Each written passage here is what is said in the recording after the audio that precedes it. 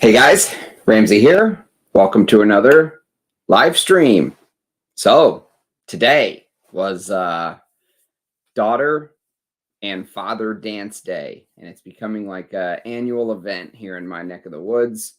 They've got the whole thing arranged. Basically, the whole neighborhood, fathers with daughters that live in the neighborhood, kind of everyone turns out, and they're all dressed to the nines. Some folks rented limos, and it was just like an all-out thing today. And so that's why I'm actually dressed like this. Most of you fashion-conscious folks probably know this, but for those of you young bucks that don't know, whenever you wear a suit, and this one you can kind of see I'm putting on the pounds, it almost doesn't fit, but you never bottom the bottom button. If you ever see someone that has their jacket button like this, that is actually fashion faux pas.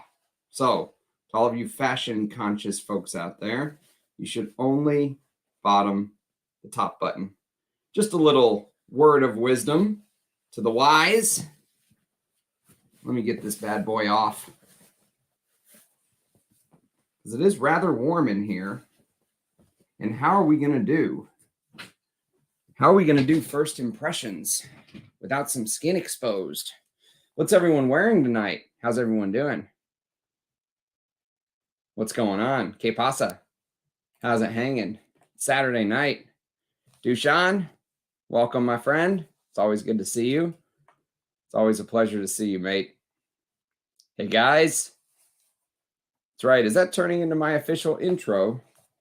I think I just kind of started saying that because no one else used it. I think all the good ones are pretty much taken. Hey, Nick, thanks for being here, man. Did you get that bottle? Just out of curiosity. If you didn't, don't say what it is. You don't want everyone fighting you for it. Hey, Mike, scent of the night, Ensar Oud's People's Salami Attar. I've never smelled that. I know a lot of people don't like attars, me included, but this is one of the most amazing smells ever. I have some Amouage attars we'll be talking about soon. And, of course, Ajay sent me Civet Bomb from Arise the Doré. This is an attar we'll be talking about soon, hopefully. And he also sent me Ruchas, and then Eddie, Senator Eddie, he of senatorial rank, sent me a Sultan Pasha attar. It was like a prototype attar. There's no name on it, but it smells absolutely beautiful. And I can't wait to kind of wear this. And Sultan Pasha said he was going to try to send me some stuff. I know he has had some hard time shipping out of overseas, and so it might be a little late. But I'm very excited to dip into his work. A brutal day at Harrods in the Salon de Parfum. Really, a brutal day at Harrods, Nick. Why so? Thank you, Jossie. Thanks, man. Yep. The wife picked out the tie so I could match the little one's pink dress. Good evening. Good evening. Never button the bottom button. That's right. That is a true fashion faux pas. Dior Homme Sport 2011. Never smelled it, but very nice gentleman reached out and said that they wanted to send me some Dior Homme Sport and Dior Homme Cologne, which I've never talked about them because I don't own them. I do own a sample of Dior Homme O, which is discontinued. So we'll talk about Dior Homme O. And this is actually a Matchbox. I don't know if you can see, but it was a Matchbox sample. Kind of a cool deal. But this is Dior Homme O. So we will do a video on that one of these days. About 20 things from the 6th floor. Where do you spray it all? Do you end up going to like your knees if you're wearing shorts or something? Because I run out of space, with these 6. I think I've pretty much got down getting 6 on and having a good, distribution. But after 6, I'm pretty much out. It all kind of blends together.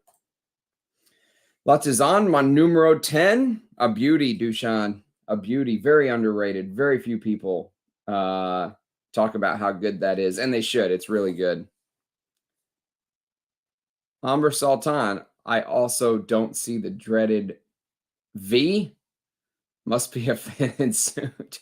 No, Well, I mean, in that it was tailored to me, yeah. What's the dreaded V?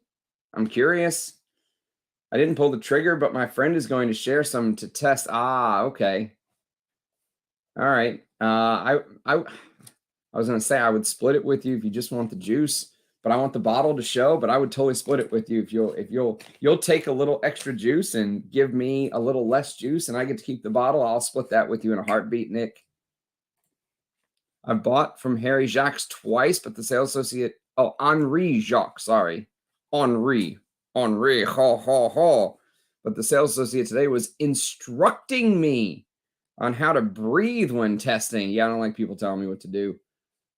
I'm the type of person that if they tell me what to do, I'll do the opposite just because fuck them. Good evening, Paroli. I was swapping oils on individual fingers as well as the rest of my arms. Dude, that is tough. That is very tough to individual fingers. Oh, that sounds tough to really get a good vibe. Bought a 30 mil of New York Intense for 50. Very good deal. Yeah. I like the fact that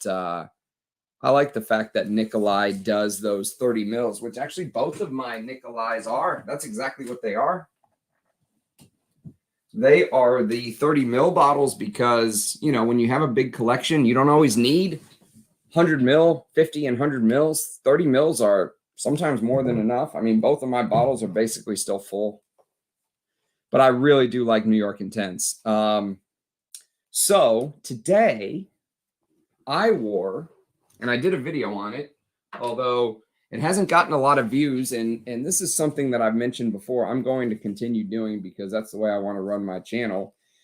And since I do this as a hobby and not as a job, the people that do it as a job, you'll notice that their content becomes almost intrinsically linked to what gets views and what gets clicks and what, so when I put out my list, it'll easily get, 1,000 views, 13, 14, 1,500 views on some of those lists within a week or two, no problem. But when I put out these individual review videos, like the Santa Maria Novella video, an hour in, it had 65 views. It was a Santa Maria Novella called Acqua de Cuba. And there was only one review of this on YouTube that I saw, and it was not very inclusive. Now, mine wasn't very inclusive either because it was a first impression, but at least I put my thoughts out there. So there's someone else's thoughts on there. And that's important to me. I feel like that's something I'm like giving back to the community, and if it doesn't get the views of the list, I don't give a shit, because I feel like I'm adding value to the community. I'm not just pumping out bullshit lists for views. And when you run your channel as a hobby, you can do that. You can sacrifice, the views, because you're not, it's not like you need that. You're not the ad revenue you're getting for someone small like me. A video that gets 5 times as many views doesn't matter. Plus, I don't care. I'm doing it as a hobby. So, and I think that's important. I think that's a big, important distinction between people like me who do it for a hobby and people who do it for a living. Once your channel turns into your bread and butter living, I feel like you're fucked. When you button the suit and you can see your shirt with the upside, yes. I know what you mean. Blind buy though, so risky buy. New York Intense isn't a risky buy, Paroli. You'll like it. If I know your taste, you'll like it for sure. What's everyone wearing today? Hey, Ram, welcome, brother. Good evening, good evening. Hello, Baboosh. Now begins a pleasant Sunday. Arvo with the Ram. That's right. Today we're testing the Parfums Quartana.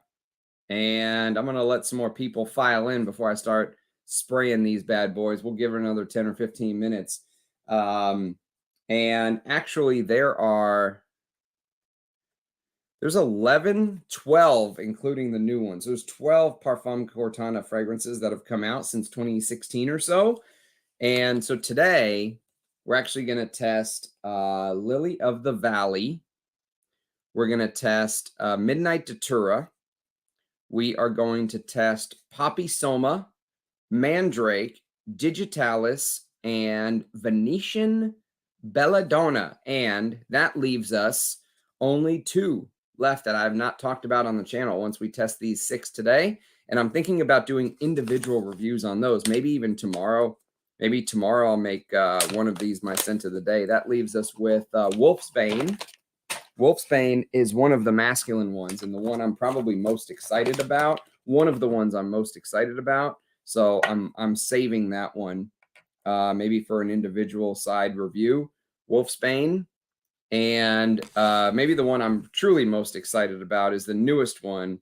I think you pronounce it Ierofante. Ierofante. Actually, Persolet's put this in his top 10 fragrances of 2022, and I trust his nose. And so this is one I also may do a individual review on. It has a fuel note. You can see the astronaut looking guy here, or the astronaut helmet with all the weird arms coming out of it, and the eye in the middle. And so this may be a video. Maybe I'll wear this one tomorrow. But one, I got to do videos on each of them anyway, so it doesn't matter. But Wolfsbane and Ierofante will not be on this video. And there's actually 2 videos on my channel already about Parfums Quartana that were sent to me previously. Someone sent me some samples, some older, samples from Parfums Quartana. One of them was Bloodflower, which was my favorite one so far that I've smelled. And one of them was Hemlock, which is not bad, but Joseph Quartana actually reached out and said, hey, maybe your sample is old. I want you to kind of just test it against the new one. And, I told him if once I get around to doing that, that I would post an updated video if I thought there was a difference between the one I reviewed and the one that he sent me, the new one. But I haven't gotten around to doing that yet. So, speaking of Joseph Quartana, I should say, in the spirit of full disclosures, since it is a trend lately to make sure you are being fully buttoned up, and that's very important to me, is that this sample set, and this is how basically it comes, and it comes with a little card like this, was sent to me by Joseph Quartana. He sent it to me. I did not pay for this. However, as I always say, my opinions, my thoughts, my impressions, they're mine. The fact that a brand sent me a sample set does not change what I think about it. And he was very gracious. He said, take your time, do whatever say whatever you want to say about it. And actually it took me a while. He sent me this maybe a couple months back, and it's just been kind of sitting here. And that's how I do that's how I like to do it.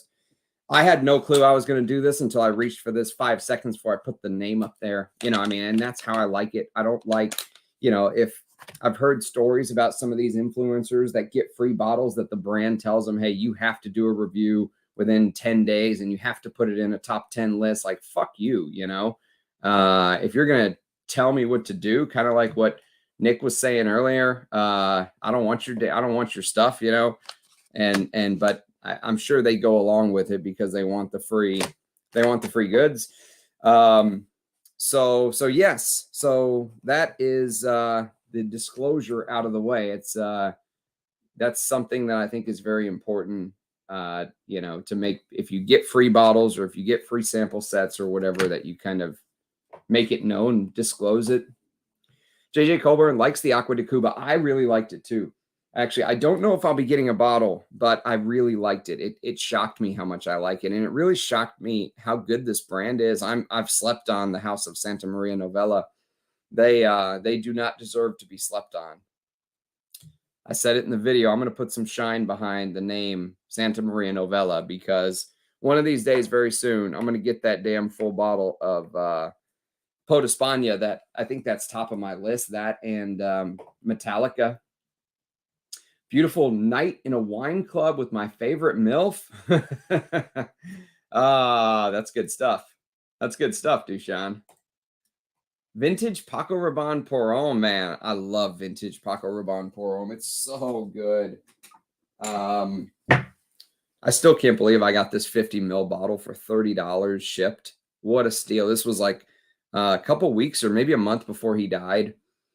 I'm worried with him passing away that these will go up in price. That's what happened after Thierry Mugler passed. A lot of his goods, you know, really skyrocketed in price because people started to take notice of them or buy them because of his passing. There's a lot of new stuff right now. Houses are waiting for Essex next month before they do releases. So not much new on the 6th floor. Harris walked speedily past Zerjoff jerk. Essex. What a weird name. Now I remember the house. That one Persiles recommended sound. It does. Yes. I'm going to do, maybe I'll wear this tomorrow and make this my scent of the day. And it's a 2 ml sample, so it's more than enough for me to make as my scent of the day. The notes in Ierofante are pretty spot on for a guy like me. Suede gasoline accord and nutmeg in the top, with smoky leather styrax and pyrogene in the heart, and golden amber cashmeran and vetiver. And it's a Luca Maffei creation. So it sounds pretty good. Maybe I'll do this one tomorrow. We'll have a back-to-back. We'll just really immerse ourselves in the brand of Parfums Quartana. Yes, the EDT version of Bois 1920 is amazing, but don't buy the new Eau de Parfums. Don't buy the new Eau de Parfums. But yeah, this is one of my favorite patchoulis of all time. It's so good. It's such a great chocolatey patchouli. And, you know, there's actually a note in here of eucalyptus. If I remember, I can't say I ever smelled eucalyptus, but they do say that it's in there. If memory serves. And Rich Mitch says that it's definitely been reformulated, and I trust his nose. The new Real Patchoulis that are in the Eau de Parfum version has this almost like clear juice color, which I'm sure juice color doesn't necessarily mean that it's been reformulated. Maybe once some air gets in the bottle, it'll kind of change, like MDCI's cheaper Palaton. But if he says that it is reformulated, I'll take his word for it. I've never smelled the Eau de Parfums, but if you can still find these Eau de Toilettes, they are one of the best patchouli fragrances you can buy, I think. Gonzalo in the house. What's up, man? Dushan, sounds like a nice night. What's your favorite style wine? How many unboxings did I miss? None. No unboxings today, mate. Maybe I'll have some stuff hit the P.O. box in the next week or two. Excuse me. Only 25 unsub. That's it. I know I'm letting you guys down, man. Before all of you start to dream, spray your scents and like the stream. That's right. Don't pass out on me. Do not pass out on me. Like the stream for the Ram. That's right. Chamade pour Homme. I've never smelled that one, Gonzalo, but I heard great things about it. I do really like Chamade for women. This took a little bit to grow on me, but grow on me it did. I'll tell you that. Grow on me it did. It deserves a little more attention from me, to be honest with you. I don't drink alcohol, but a half glass of white wine, I can do that when I'm in a good company. Yeah, I'm kind of in the same boat, Dushan. I don't drink either, but I don't mind a red wine. I'll take a red wine every now and then. Got a massive 125 ml Paco Rabanne, but I paid a lot more. But those 125s are beautiful. You know, they make a huge, like, I think I saw they make like a 750 mil. Did I see that correctly, or am I losing my mind? I think they make a 750 mil. It's got the raised logo. That's what you want. That is what you want. Well, let me start. Let's get ready, shall we? Let's get ready for this. Let's start with this Lily of the Valley. 6 fragrances again. I think I'm starting to get the hang of testing. You know, we are knocking these out at a really damn good pace, though. We'll get through a lot of these sample sets probably in a couple months at this pace. So I'm excited about that because they've just been sitting there and I've been kind of waiting, deciding whether I'm going to do individual videos on these. But if I do individual videos on each one of the, I'll never catch up. Like, at least this way, I feel like I'm kind of making a dent. Like, once some of these get done, they get moved out of the way so I can get to the stuff behind them, you know? Lyric Man, beautiful, beautiful Arbaz. All right, let's get this Lily of the Valley on our skin. Lily of the Valley. Parfums Quartana. Let's see what the Parfums Quartana website says.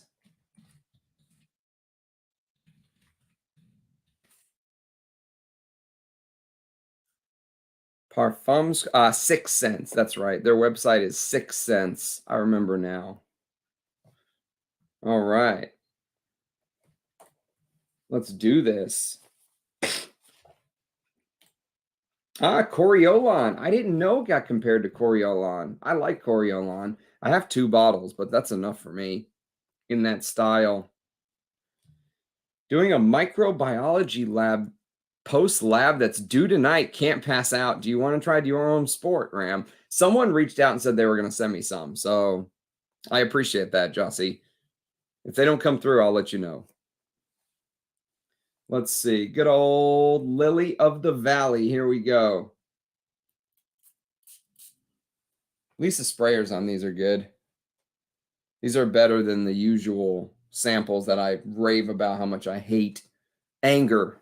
Ram Anger.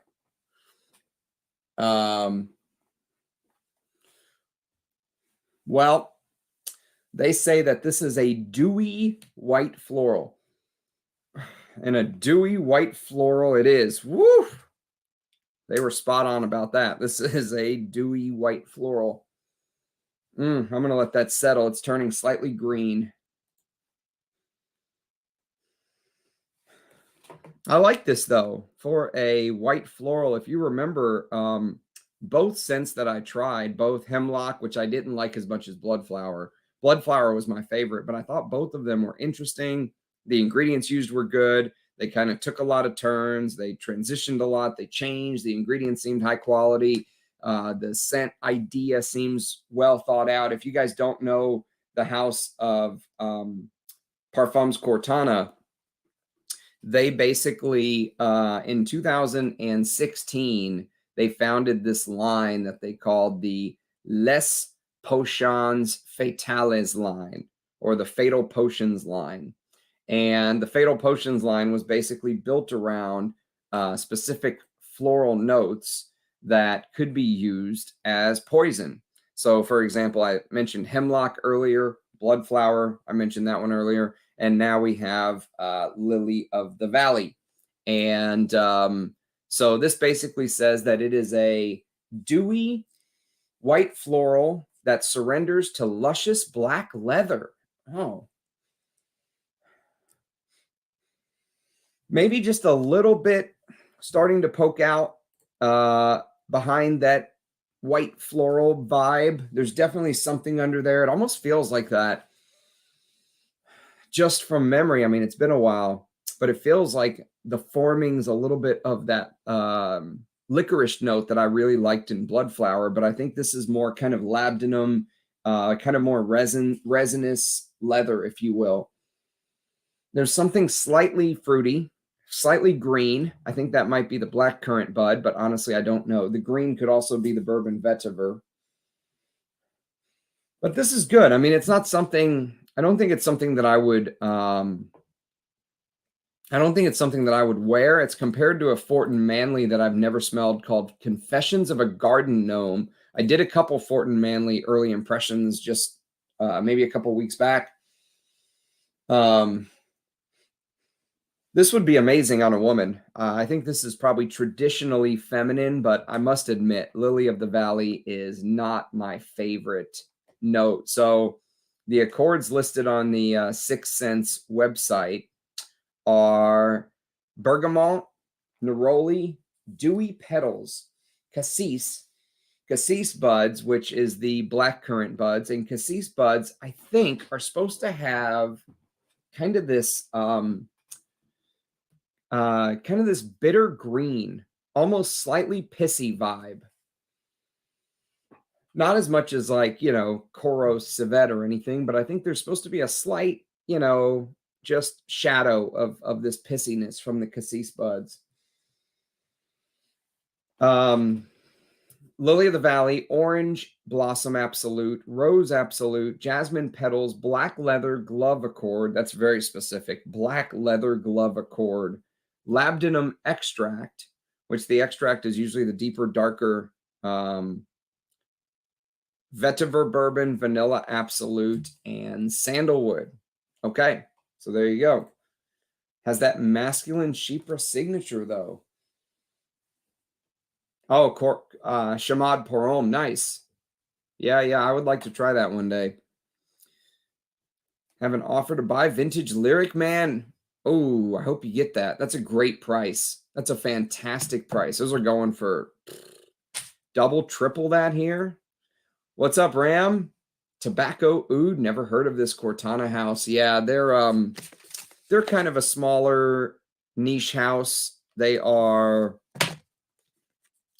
they only did basically one round of fragrances in 2016 from this Fatal Potions line. And then just last year, they finally released something new, and it was this. It was this Ierofante.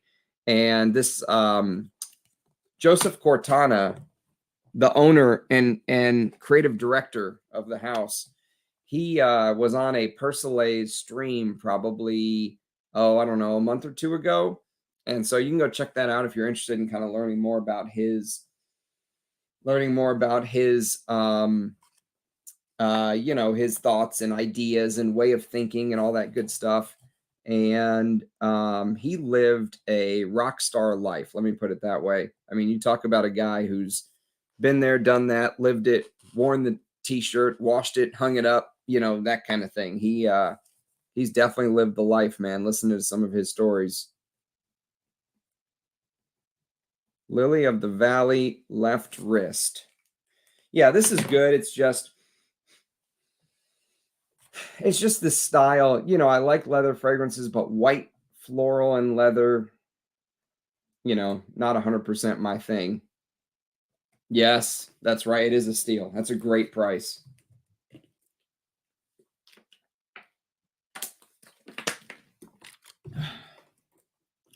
Have like 10 mil left of the original Dior Sport, and it's so good. Very designer, but still really nice. I've never smelled the original. Leral galore, lasts forever. Microbiology is great. We can talk about evolution for hours. Love science. Yeah, it's good stuff, Dushan. I agree. Gonzalez sprayed it at 9 a.m. this morning and still going strong. That's crazy. Yeah, that is crazy indeed. Bobby sent me a sample of Opus 6, first time trying an Amouage in years. He also sent me a sample of Geranium Vetiver, which I really liked, and a massive sample of the Moon. The guy is a legend. Geranium Vetiver. What is that? Geranium Vetiver. Vetiver Geranium from Creed. Is that what you mean, Paroli? Ramsey, I got a metal flask Thierry Mugler Angel for Men. Not Amen. That's awesome, dude. Congrats. Those are great. I've got one, but it's not a metal flask. It's just a regular old school. My camera's shit, but you'll have to take my word for it. The juice changes color on these older ones, but don't worry about it. The stuff is, I mean, it'll last a radioactive nuclear holocaust. So this stuff, if you can find one that's Thierry Mugler Angel Men, one of these older ones, what a huge perfume this is. Gigantic. One of my favorite designer fragrances of all time. This is so good. I love Amen. Sorry to clear my schnoz on stream. Yeah, this is good. It's not for me. This is we got the Lily of the Valley out of the way. And actually, some of these are feminine targeted, some of them are masculine targeted, and some of the Parfums Quartanas are listed as unisex. Lily of the Valley is one of the feminine targeted ones, and it definitely stays true to its to its feminine targeted audience. I'll tell you that. It's not bad though. It's my scent for life. I have to take it for nursing, but I still enjoy it. We are just looking at selective and differential mediums. That's right. Get Amouage Jubilation magnetic cap version with Jubilation on the cap collar. It has more frankincense than the vintage version, in my opinion. Interesting. You know, someone sent me a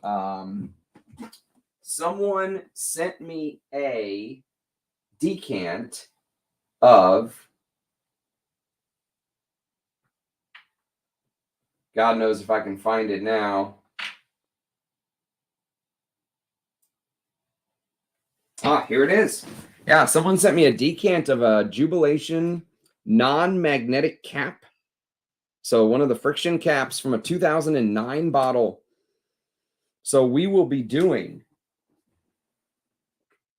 the old comparison one day between the magnetic cap with the Jubilation on the collar, and we'll be doing one versus the friction cap. I would love a vintage. It's just, oh, they're so expensive, but I love this scent profile. So yes, this ought to be fun. That ought to be a fun comparison. I've got a lot of comparison videos that I want to do. It's just a matter of doing them. Not worn Juby in years. Oh man, that sucks. One of my favorites.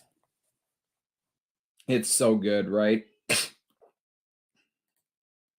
Ramsey, have that version. I will buy it when I find it. Yes, it's awesome.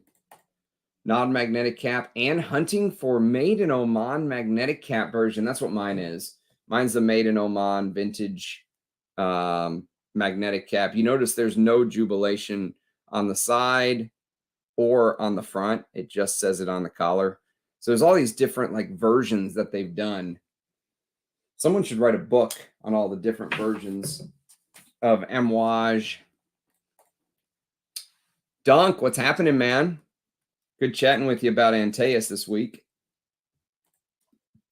The Creed, yeah. I think I had a bottle of that at one point, but I don't know what happened to it. It like just disappeared. I don't know if I gave it to someone or what. I know I didn't finish it. It's just missing. Carlo Corinto Classic has Crizia up. Never heard of that, Duncan. Didn't even know if that Creed existed. Yeah, it's a rare one. Womo vibes, more woodsy, nice. Good old schnoz, that's right. Got to keep it clean. Got to keep it clean. I guess if you're looking for a white floral, but you want it with that black glove leather undertone, this is interesting.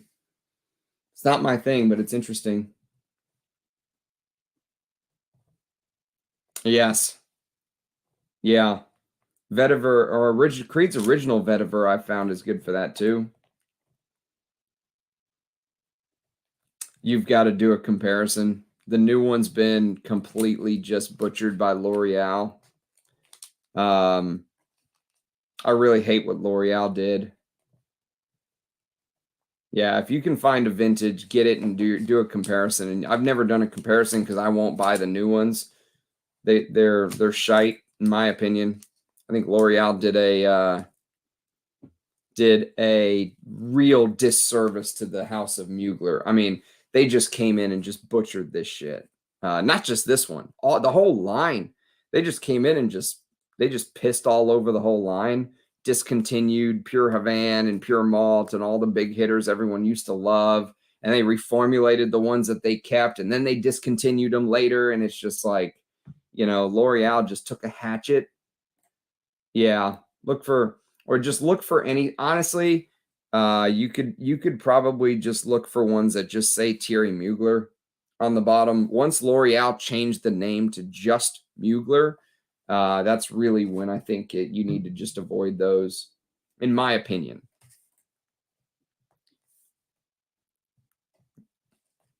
Yeah. Yeah, if you get a vintage, you'll see how much deeper, heavier, thicker. It was a huge perfume. They've made it much more palatable for modern noses. It is challenging and loud. Yes, it is. Yes, it is. It's a huge fragrance. Sometimes the patchouli comes out. What's crazy about it is, you know, everyone talks about that tar accord. And I think it's just sometimes different facets come out for me. You know, like sometimes I get the coffee big. Sometimes I get no coffee from it. Sometimes I get that tar accord. Sometimes I don't. Sometimes the patchouli seems heavier. It's just, it's like, it's always huge, but it's always different things coming to the forefront. I love it. It's one of the few gourmands I absolutely love. There's never a bad day for Jubilation 25, mate. Never. All right, well, this Lily of the Valley is kind of getting a little bit boring for me, so let's spray the next one. Let's hope that Lily of the Valley was the worst of the bunch. All right, next we've got Midnight Datura. There's a video on Lily of the Valley on Parfums Quartana website if you really want to go check that out. The write-ups on these are almost nothing. There's not very much. There is something. Okay, well, there's some quotes here. Lily of the Valley by Parfums Quartana is a soapy, dew-kissed lily of the valley. A whisper, light sweetness of roses, a woody vetiver, and a soft, supple leather. The scent is a total chameleon and is laced with hints of eroticism. I could see that. But I wouldn't want to smell it on me, though. I'd want to smell it on maybe a lady friend. To me, this is the good girl gone bad. This is a doll-faced young woman in white lingerie and thigh-high leather boots. This is a, what are the critics saying, little part, by the way. He's got this on the website. The contrast of the purity and innocence of the lilies with the crack of a leather whip. Okay. So 50 mils, by the way, 50 mils is $175. So it's expensive, but it's not crazy expensive. Jacob, welcome. It's a Saturday night, dude. People are probably out and about. They're like, I love you, Ram, but we're out partying or something. We don't want to do perfume 24/7 like you.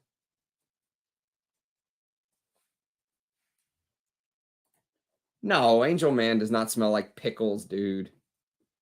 You're thinking of Santal. You're thinking of Le Labo Santal 33. All right, Midnight Datura. So these all came out in 2016, by the way. So Midnight Datura.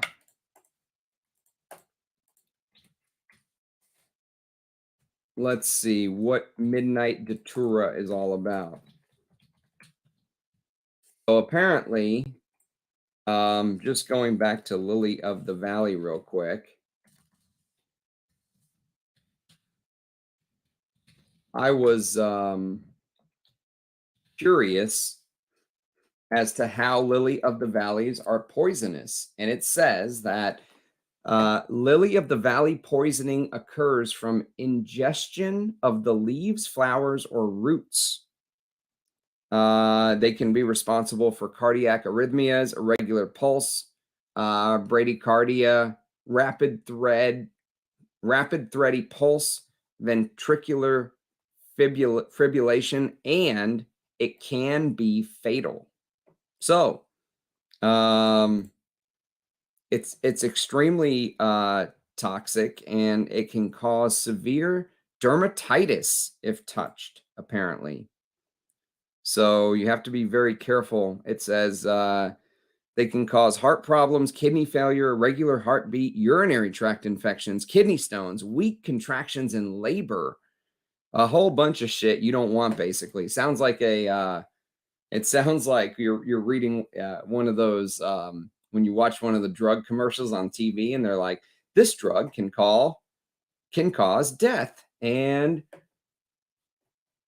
releasing your bowels at inopportune times and kidney failure and cancer and heart disease. And the people in the ad are just like, hey, everyone's so happy. It's just the old name for Amen. Yes, it's just the old name for Amen. It used to be called Angel Men. That's right. Well, the first one didn't really move me. I mean, it's not bad. It's just not, it's not for me. We're starting to get a professional pace here where I'm going to force march you guys through these damn sample sets. Midnight Datura. So just out of curiosity, let's see how Daturas are.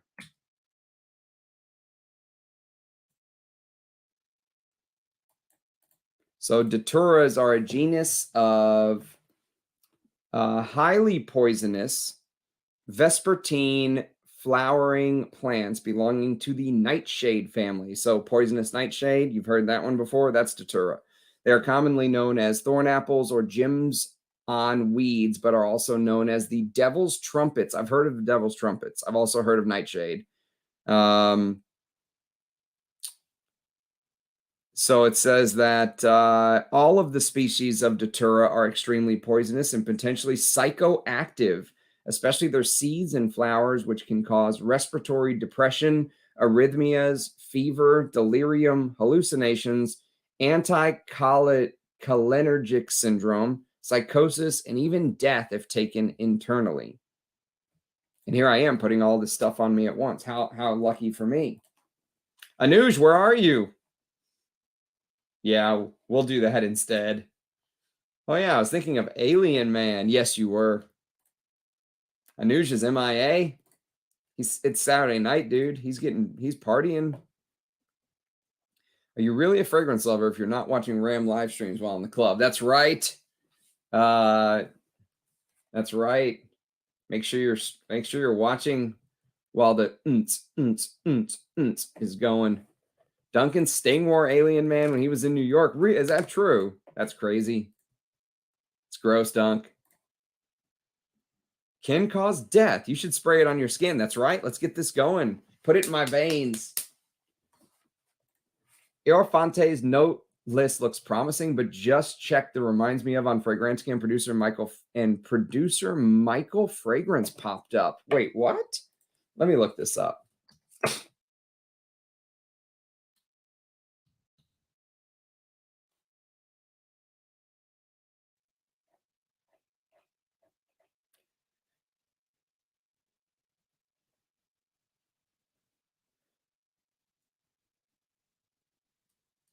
Oh, Fragrance Dubois, producer Michael Fragrance. Oh, that's pretty funny. There's only one person that said it, though, and then instantly I think one person said no to it. So, yeah, I'll wear it. I'll make that my scent of the day tomorrow. We'll do a video on that one, if I remember. I haven't been wearing much of my collection because I've been testing all this new stuff, but I like testing and learning about new stuff. So it's this catch-22, you know, the pull between wanting to learn about new stuff I've never smelled versus wanting to wear the stuff I love. You know, you need a balance. We are one of the very few countries where pharmaceuticals can be advertised. It's insane, you know, like they shouldn't be advertising directly to the public. Like when I get, you know, you're watching some show and some advertisement for like HIV treatment will come on. It's like, really? You know, did you have to advertise that to the entire country? I'm sure there's a better selective way than buying an ad spot on fucking TNT, you know? You never know what you're going to get on to learn on Ramsey's channel. That's right. And this is a whole, you know, different genre here. We're learning about poison nightshade and fucking lily of the valley. So let's see. Midnight. Okay, so Midnight Datura is also the other feminine. So we're knocking out the two feminine fragrances right off the bat. So let's do this. Let's get them out of the way. No offense if you prefer the feminines, but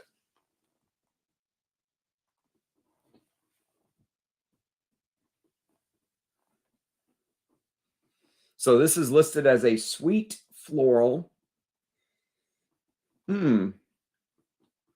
And it's true to its name again. It is sweet. But there's something I like about it. There's like this ambery, liquory rum. And the heliotrope kind of makes the fragrance feel slightly spongy and powdery. And you know, the texture is a little Play-Doh-y, ambery. I like this one. I might even like this more than Well, now the leather is starting to really come out on the Lily of the Valley. And I was just about to say, I think I like this more than the Lily of the Valley, but I like it more than the opening of the Lily of the Valley. Let's say that. The dry down,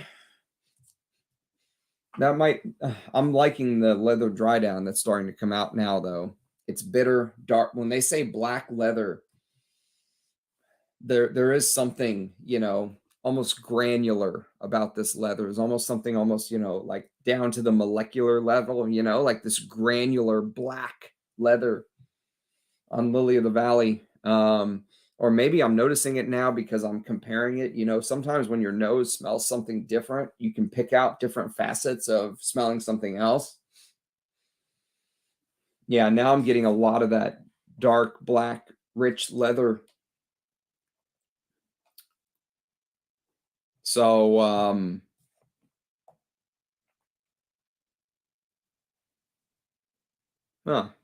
just reading about poison nightshade. Don't eat that shit. I'll tell you that.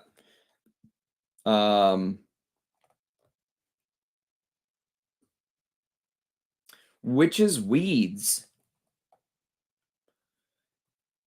have a long history for causing delirious states and death. It is well known as an essential ingredient of magical ointments, potions, and witches' brews. Okay. In India, Datura has long been regarded as a potion and aphrodisiac, having been used in Ayurveda as a medicine since ancient times.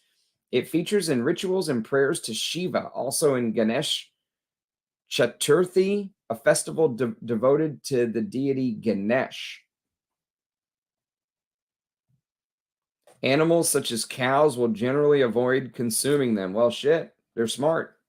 I remember seeing pharmaceutical ads on US channels when I was young in Canada and finding it so weird. It is very weird. Sounds exciting. Love your channel. Been watching for a while, but new to the chat. Well, welcome, Diana. Thank you for being here. Thanks for being part of our little fragrance town. I just got Dirty English. Doesn't last for chite, but it smells fantastic. I've never smelled this Dirty English famous YouTuber. Let's see what the Six Sense Parfums website has to say about Midnight Datura, a platinum super floral for midnight and beyond. Well, what I can say about these is at least they each have kind of a deep base of some sort. For Lily of the Valley, it's leather, and I'm liking what it's turning into now, so this is growing on me. And for Midnight Datura, it's like this vanillic, ambery kind of, you know, slightly boozy base. I can feel it.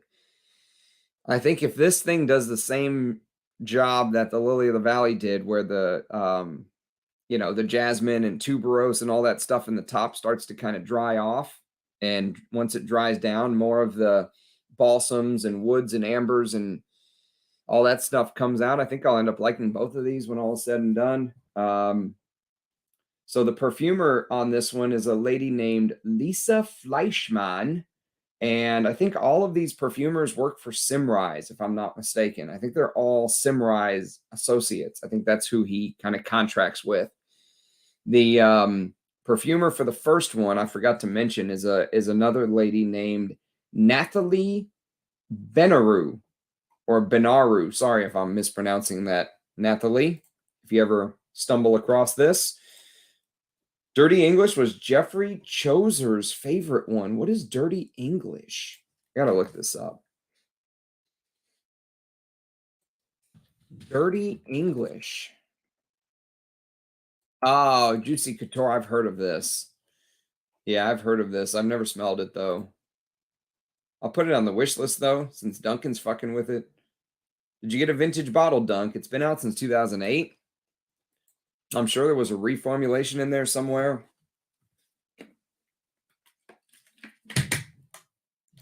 Eric's watching from an airplane, 36,000 feet over Nevada. Maybe the first time I've been broadcast 36,000 feet into the air. Jeffrey who? That's what I said, but best smelling guy at that altitude. Yeah, you have a captive audience there, Eric. Just spray away. They can't get away. They have to smell your fragrance. Ramsey on a Datura trip? That would be fun. Oh, shit. Imagine if you misdosed it. I'd be back there just licking the caps, you know? Just motorboating the bottles. Dusita Montry, indeed. Jeffrey Choser, stories from Canterbury. Sorry, Dushan. No, still, we need bigger hints. Jeffrey Choser, Canterbury stories.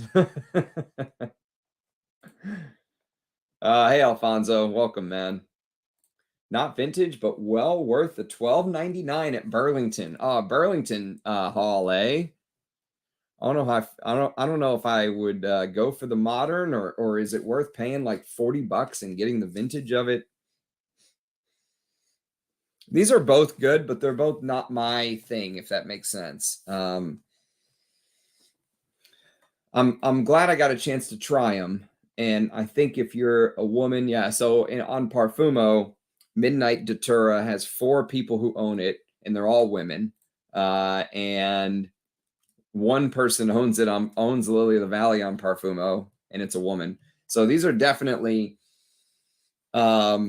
However, the leather that's coming out on this Lily of the Valley, I think if you're patient, okay, if you're patient and you really like if you try this, I could see a guy wearing this.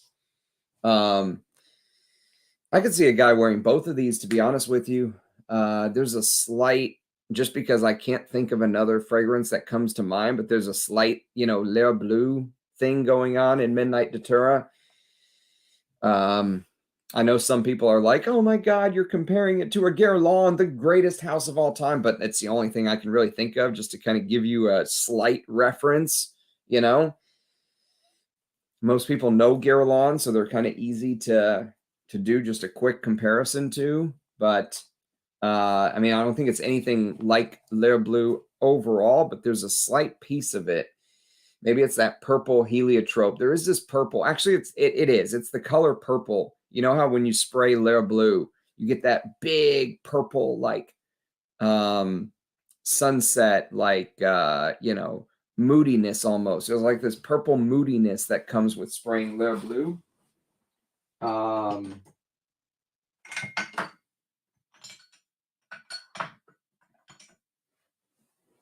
Yeah. Yeah, there's like this, semi-oriental purple moodiness, and there's a combo between heliotrope and vanilla. Of course, no one does vanilla like Guerlain. They're the best. They are the vanilla champion as far as I'm concerned. And this has a little bit of that. It has a little bit of that interplay between heliotrope and vanilla and florals. But imagine, okay, instead of classic L'Air Bleu, very precise. When I smell some of these old Guerlains, it's like reading time from like a Patek watch or something.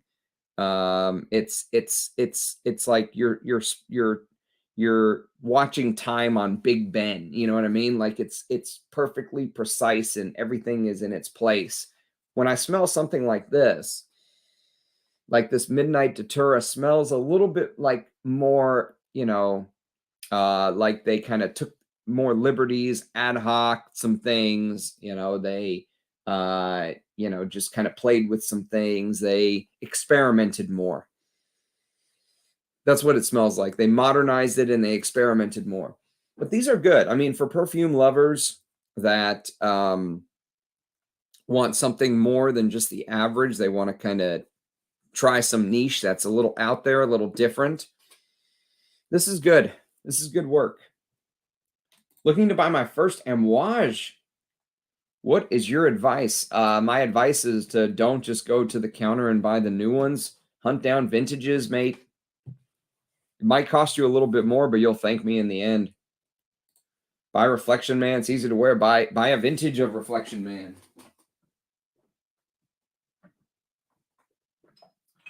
You don't have to go super old is the thing. Just try to get one that says reflection right here on the collar. Don't get the one that says it right here.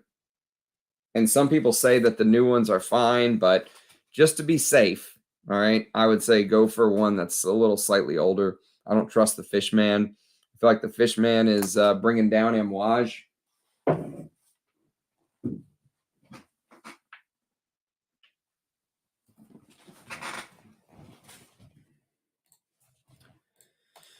Ali sent of the day, Hindu grass Nasomato. I've never smelled that one, although I want to smell more Nasomatos and I want to smell more Ordito Parisis. I'm really kind of taken with that house and his work. You'll enjoy it during rainy days in spring. Yeah. Blue is my all-time favorite. It is one of the greatest fragrances of all time. Le Bleu is absolutely, I mean, sometimes when I wear this, I'm almost like, I'm not worthy to wear this. You know what I mean? Like it's too good for me. It's like I've stolen an artifact and I'm like hiding in my office, like just spraying it. Like the police are going to come get me for wearing something that's just beyond my pay grade. It's so good. It's those old Guerlains are on another planet. Yeah, man. Let us know which one you get. You're not that into indolic white florals, are you? No, I'm not. I'm not. You know, and actually now, as soon as you said that, now I'm getting some of the indolic white flowers from Midnight Datura. I'm getting that. Actually, I'm getting tuberose. As soon as you said that, it like my brain smelled it. And it's actually pretty well done here too. It's a good tuberose scent. I must admit though, many a times I like my tuberose to be kind of really hidden. If you've smelled Eugene's new fragrance, Dessandra's, there's tuberose in there, but it's very well blended and used in extremely small amounts. That's, excuse me, pardon me. That's how I like my tuberose. I kind of like it to be either hidden well or not there.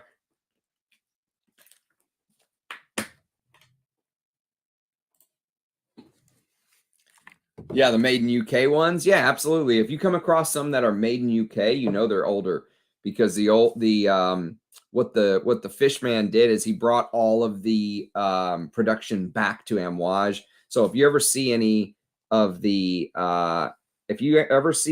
Amouages and you see this really short batch code that kind of looks like this, I don't know if you can see, but it just basically says WMS 13188-1. And it doesn't say made in Oman. That means it's made in the UK, which means it's an older bottle because there is no more UK production from Amouage. So that's an easy way to go about it. It's funny because back in the day, people didn't want the UK one. They used to say, oh, the made in Oman is better. Now people are literally hunting down the made in UK versions because they know it's older. It's just funny how the world turns sometimes. Yeah, I agree with you. I really did not like Honor 43. It was not my thing at all. But shout outs to Rachel because she sent me a picture today of a bottle of a Guerlain Mitsuko Extra vintage, I believe. And she put some in the mail and sent it to me because I've never smelled the Extra. I was like, you are too much, Rachel. I can't wait. I'm gonna rip that open and spray it right away. Fuck you guys. On that, I'm not waiting for a stream on. So yes, initial thought, they're okay. I like them, but hopefully these are the two most feminine from the line that we're going to smell today. And then the next four have a little bit more masculine edge to them. Let's see. The note listing in Midnight Datura is green leaves, mandarin, bergamot, Davana, Martinique rum, which I'm guessing is a type of rum. I have no clue what Martinique rum is. Jasmine, tuberose, magnolia, muguet, rose, ton of florals, violet, lavender, heliotrope, datura, accord, that's the poisonous flower, clove, nutmeg, pepper, balsam, patchouli, vanilla, sandalwood, cedarwood, amber, and musk. Again, 50 mils is 175 bucks.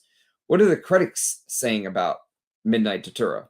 Midnight Datura, which much like how Ermoine explains Armortincia. I can't even read this thing.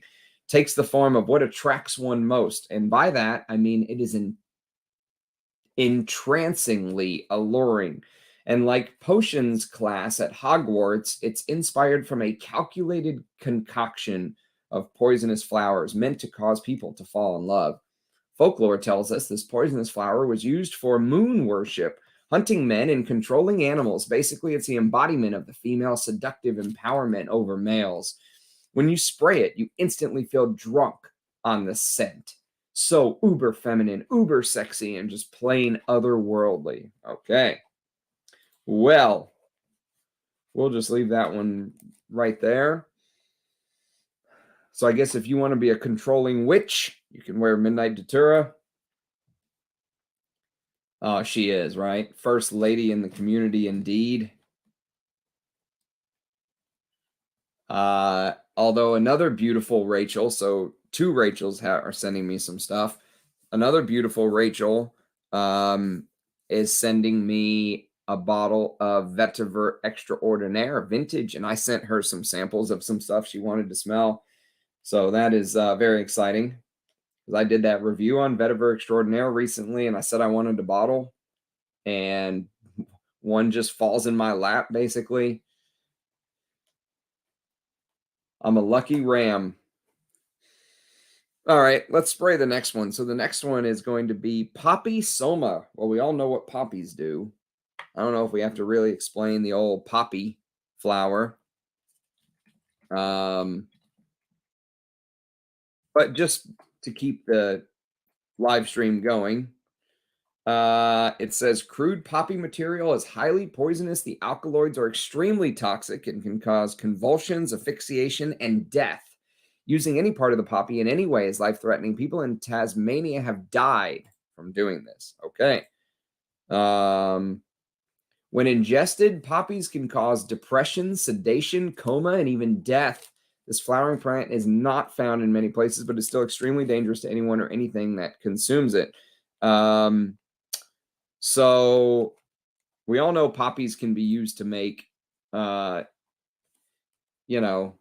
opium and heroin and all the other drugs. Well, now they probably make it all in a lab. It's probably synthesized in a lot of the actual pharmaceuticals like, Vicodins or Oxycontin or any of that stuff. But the poppy flower was, what was it? It was opium first, right? And then a German chemist, I think, learned how to make heroin out of the poppy. I don't remember. Either way, it's this shit can kill you, and it's very addictive.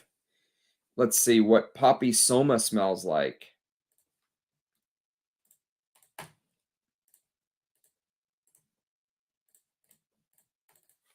All right, Poppy Soma. All of these are from 2016, by the way.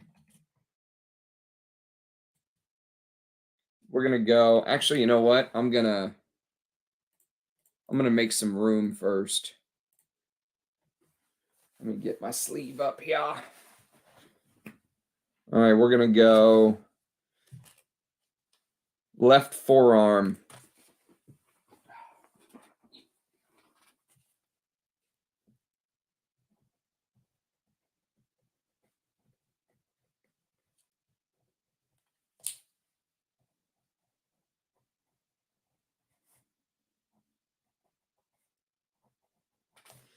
All right, here we go. Poppy Soma.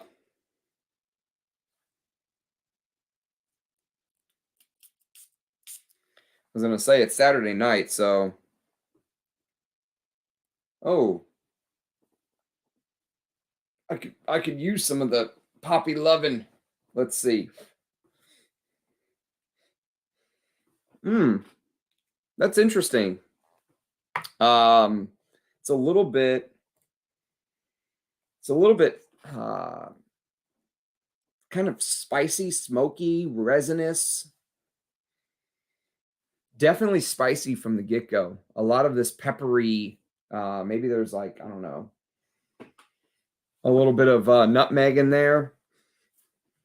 So Poppy Soma is actually also a feminine targeted release. So the first three we've talked about are all feminine targeted fragrances. But I like this. I like the I like that smoky, spicy, resinous. There's like this there's a very resinous base to this. So, you know, I'm getting the pepper, the incense, and the resins, which is kind of a winner for me. And the florals are, I feel like the florals are kind of the most subdued out of the first three that I've smelled.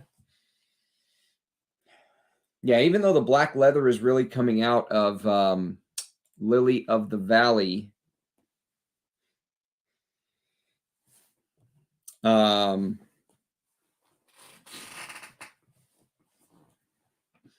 Yeah, even though the leather's coming out of Lily of the Valley, off a first spray, this one seems like it's the most unisex right off of the sprayer. I forgot to send that Joseph Quartana guy a message that I was going to do this. He said he wanted to know so he could join. I'm just going to shoot him a quick message and say, hey, sorry I forgot about you. We're doing it now, buddy.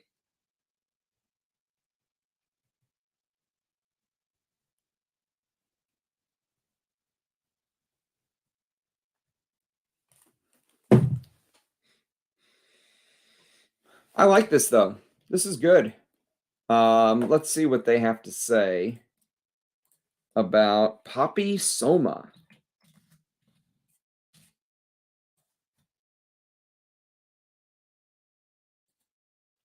So Poppy Soma is actually the most expensive of the three we've talked about so far. A 50 ml bottle will run you 195 US dollars. And the perfumer for Poppy Soma is Emily Copperman. Who are all these people? Who are all these Simrise perfumers I've never heard of? Emily Copperman. Let's see what else she's done. Okay, she's done some stuff. She did Givenchy Play Intense for Men in 2008. That's discontinued and kind of goes for crazy money now. She did Floriental for Comme des Garçons, which I've never smelled.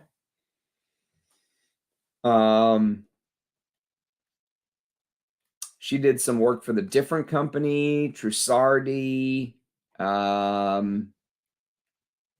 Jill Sander.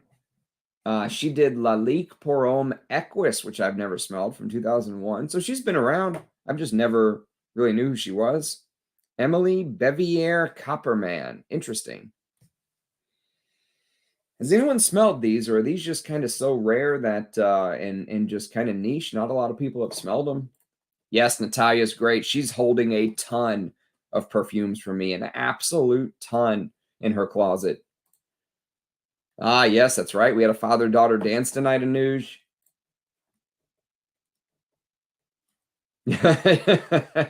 She would, right? She's so good at that.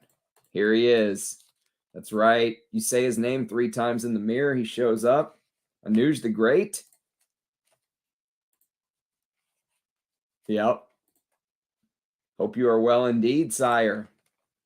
Got your Instagram message about package? Yep.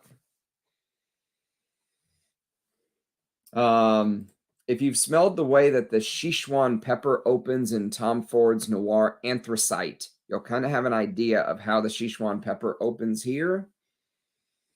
But imagine instead of putting it on Noir Anthracite, you put that Sichuan pepper opening with some like churchy incense and some resins, you know, labdanum and some florals. There are florals in this. I don't want to seem like there's not, because there's black gardenia, jasmine sambac, red rose, and tuberose. But, excuse me, it just seems like it's kind of a little overshadowed right now by the peppers and the incense and the resins.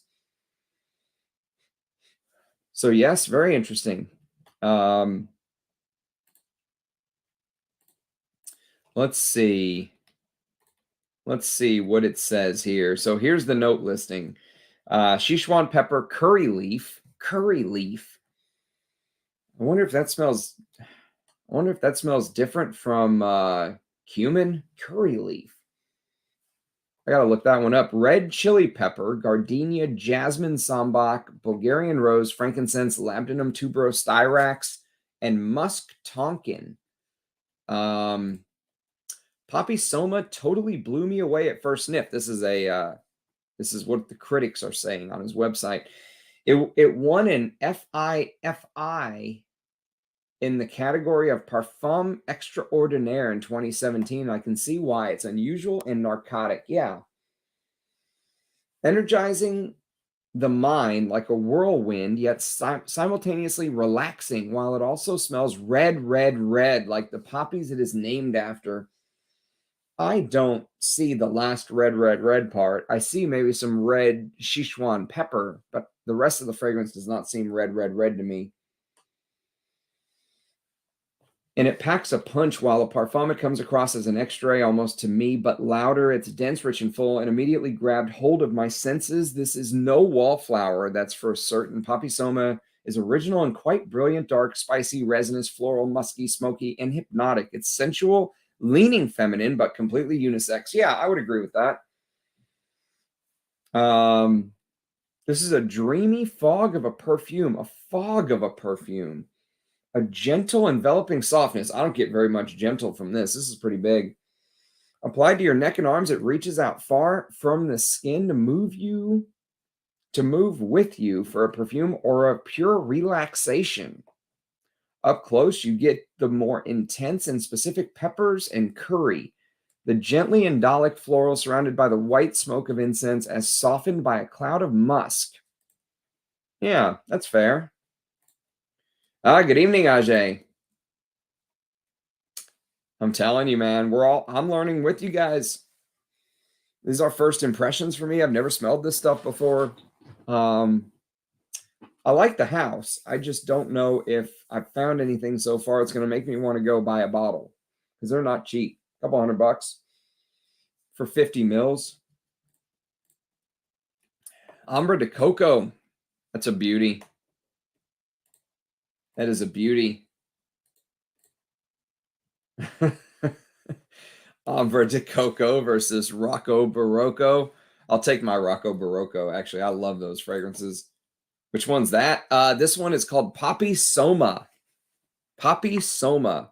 I think it's the final feminine targeted fragrance, just by chance. I didn't plan this because I didn't even know which ones were feminine and which ones weren't. But just by chance, we knocked out all 3 feminine targeted fragrances at the beginning of the video. So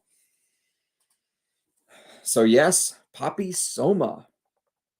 Wife and I went out for dinner to some supposed great new restaurant. Ended up being an overhyped, overpriced, generic trash eatery. I feel like I was at a Creed restaurant. Do not give Creed any ideas. If they put out a restaurant, Amouage, I'm coming for you. Don't do it. Could you imagine an $1,800 steak from Father cooking from? Oh, man. It hurts the head. Hurts the brain. You know what hurts the brain more? Is he sold his company for $1 billion with a B. A billion.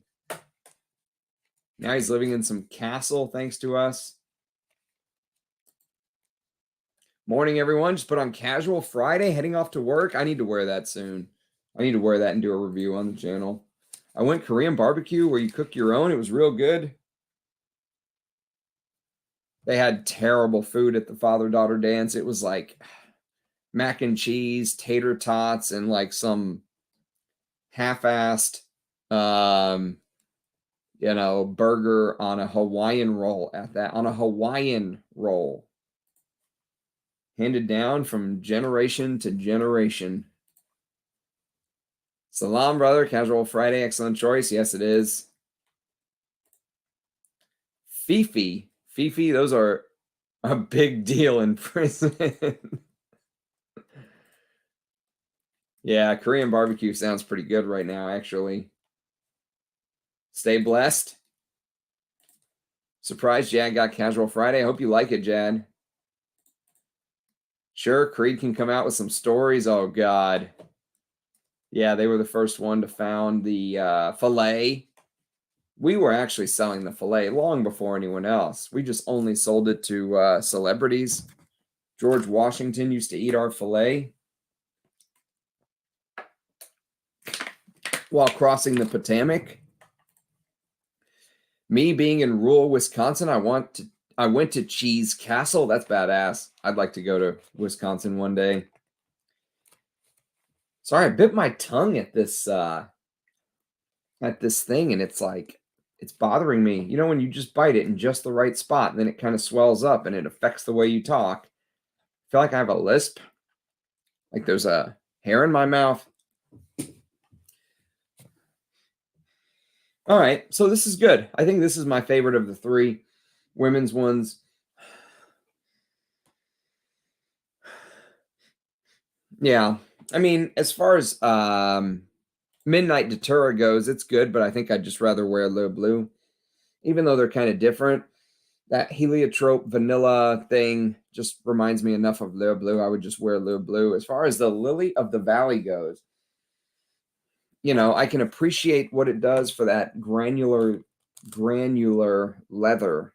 But, you know, I'd rather wear my leathers. I'd rather wear the Antaises and the Bellamy's and all that good stuff. So all three of these, yeah, I think this Poppy Soma is the most interesting of the three for me.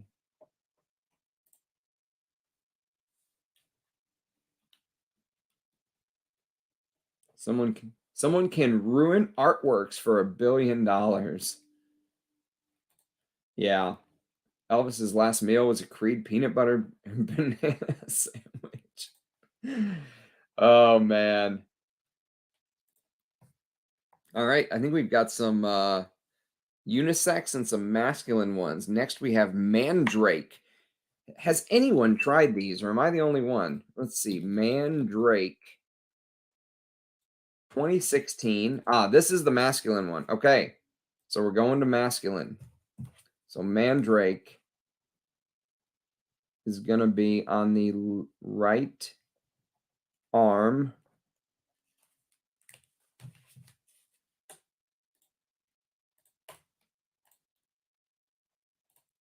All right, let's pull this bad boy up. Let's get it on skin. Let's do this. Come on, Mandrake. Don't let me down, baby. 2017 freight. Oh, wait a minute. That was Poppy Soma. Sorry. Got ahead of myself there. I was like, this one also won a damn award.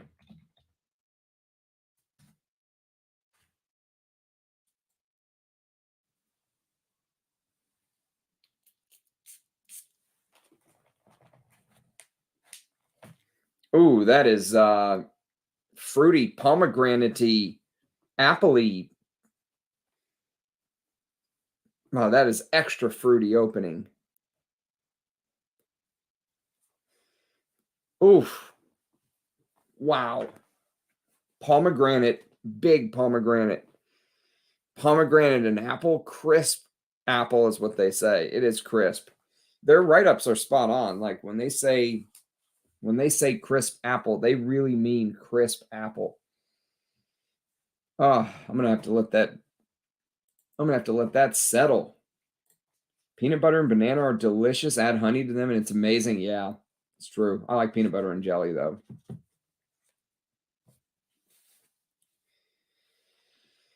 Man, that is like really, really photorealistic fruity. I don't know if I like that opening. I think this actually might be the opening I've liked the least of all four, and it's the masculine one I had one of the most excitement for. Has anyone smelled this Mandrake? First of all, let's see why Mandrake is fatal, because I have no clue. Why is Mandrake fatal?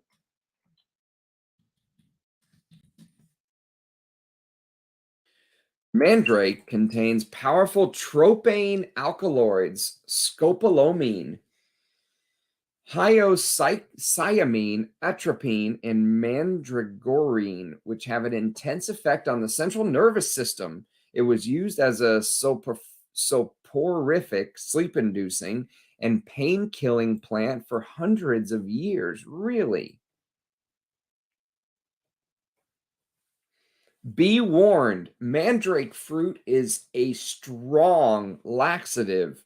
Even more important, the leaves and roots are poisonous. Like I just had this image of Dumb and Dumber when Harry takes the laxatives and he's sitting on the toilet. Mandrakes are an extreme laxative. All right, well, I hope through osmosis this isn't going to get in my system. If you see me running, you guys know. What happens if you eat mandrake? Ooh.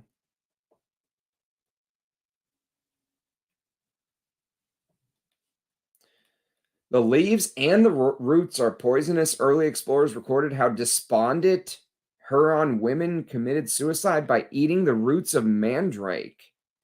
Although some people develop just a rash just from touching the stem. Ooh.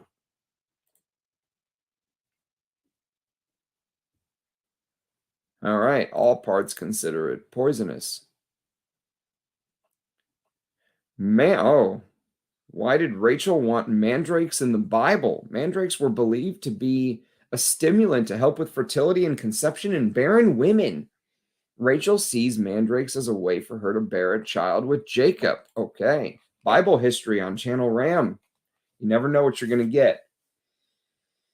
So now that this is settling down, apple, pomegranate, for sure, 100,000% in the opening. And maybe even throw in some rhubarb for, you know, fair play. But it is big fruit in the opening. Fresh, fruity. I'm not following why this one is the masculine one, though. At least not yet. Maybe if the birch leaf and suede and patchouli starts to kind of come forth. Hey,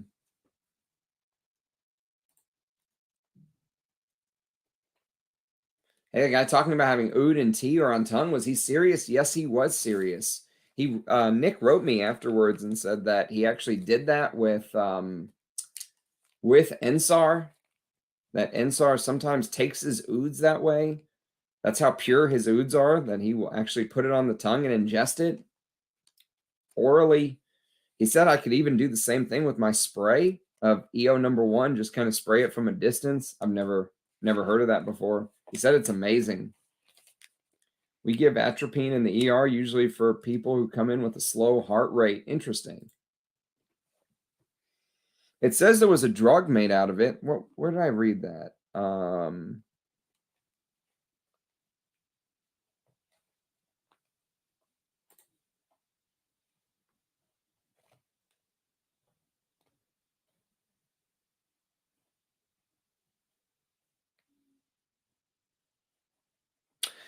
So apparently Hannibal used it as a sedative against his enemies. I thought I saw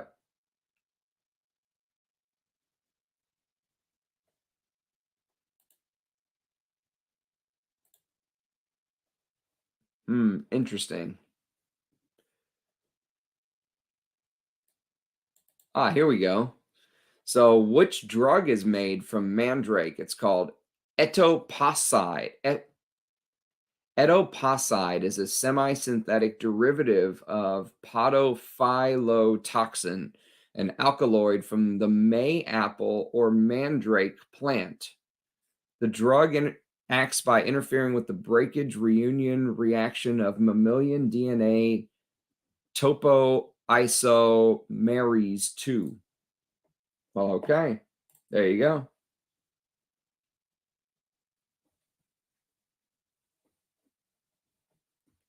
That's right. Yes, actually, interestingly enough, John, this entire the whole bit about this entire line by Parfums Quartana is that this line is known as the Les Potions Fatales line.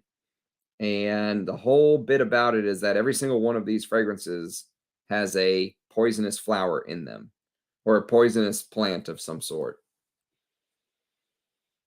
So, so yes, right now we're on Mandrake, but every single one I've talked about today so far, whether it's the Datura, the Poppy, or the Lily of the Valley, which I guess I never realized how poisonous Lily of the Valleys could be.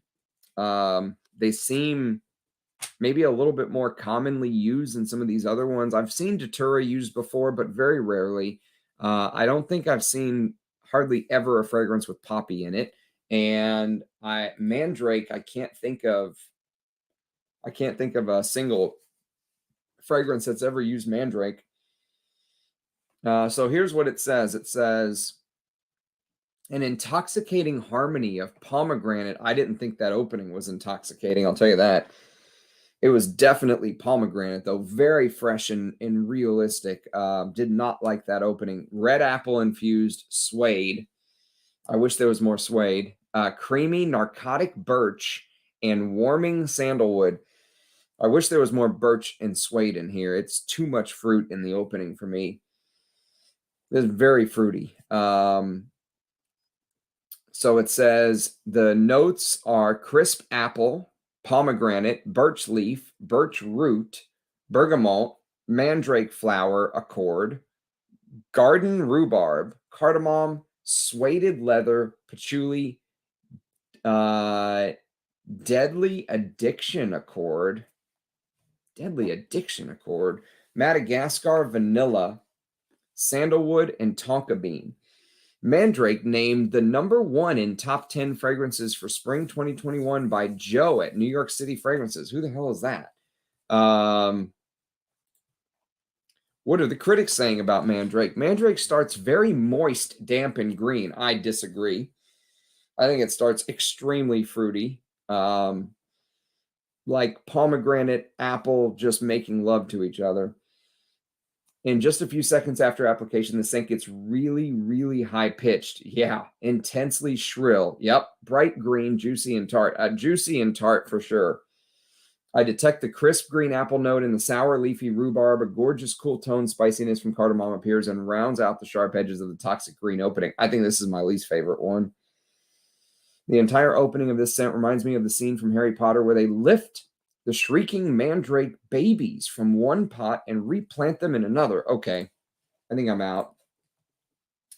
Well, I'll be damned, indeed. Greetings from Singapore. Greetings, King Kong. All these big words. I thought this was Effuvium channel. I don't know what that is, famous YouTuber, but it sounds like something I probably wouldn't like. Too many big words.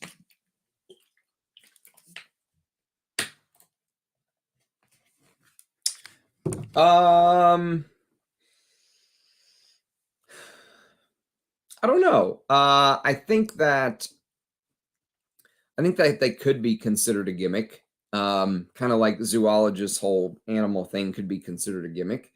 But then on the other hand, the fragrances are well made and they do seem unique. I'm really liking this Poppy Soma, by the way. If I had to pick one right now, I think it would be that one. But even these other ones that aren't, that aren't really my thing, I'm enjoying the way that they're made. They're different from what you usually smell. So you have to kind of give them credit for trying to do something different. I mean, we always say we want people to do things different and we're tired of the same old.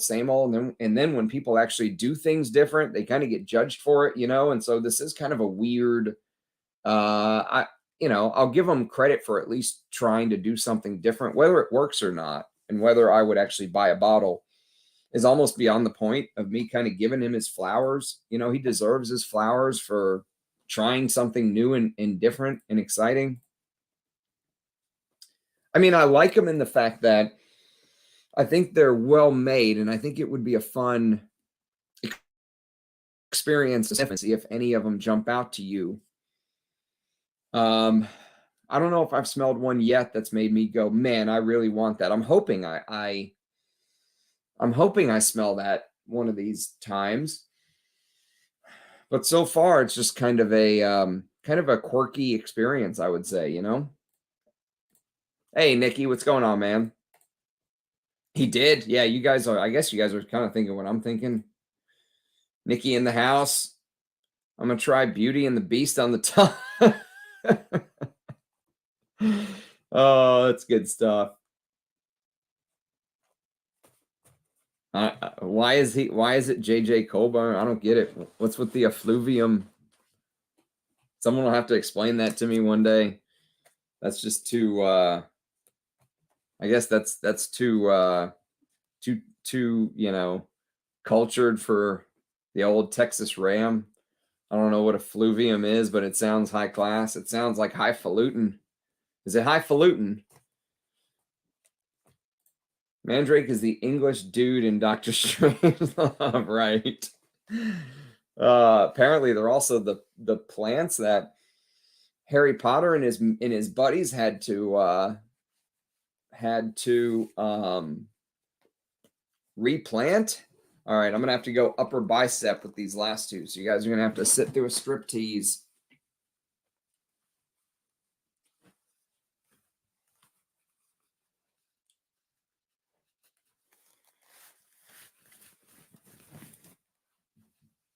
Someone play the music.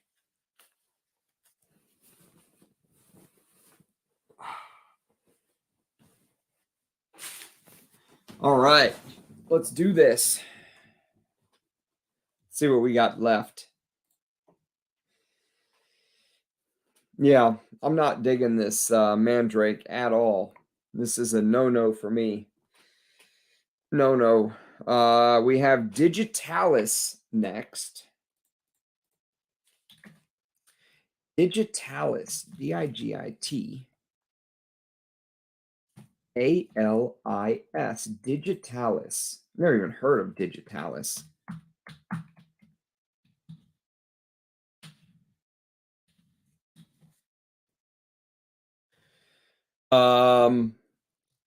Foxglove, also known as Digitalis purpurea, is a common garden plant that contains digitalis and other cardiac glycosides. These chemicals affect the heart.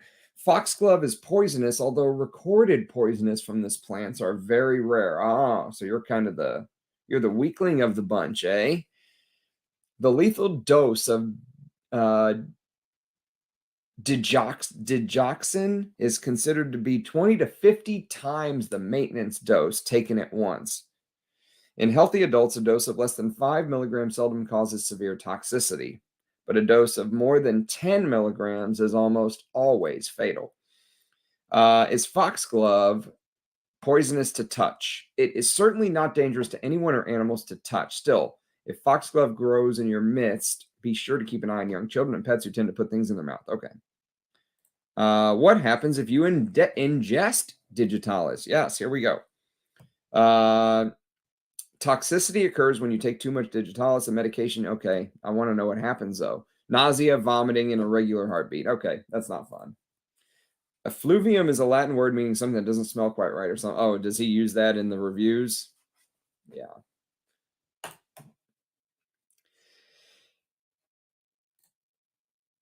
Hola. Zing. Ah, that's a good one. I like Zing. Too bad it's discontinued. They should have never discontinued that. Yeah, that's too highfalutin for my blood.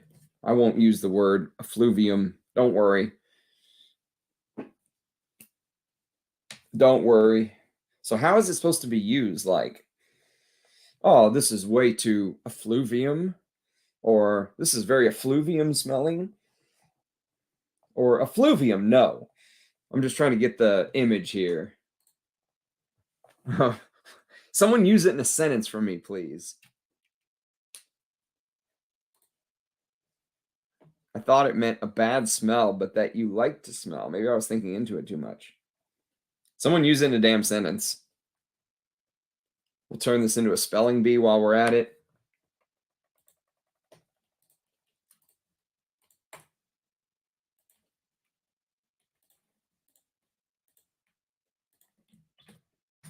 All right, let's see what Digitalis has to say on the website.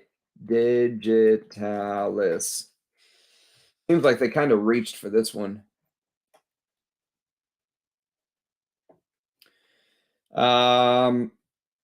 What lies beyond the wooded stream? Question mark. That's all it says.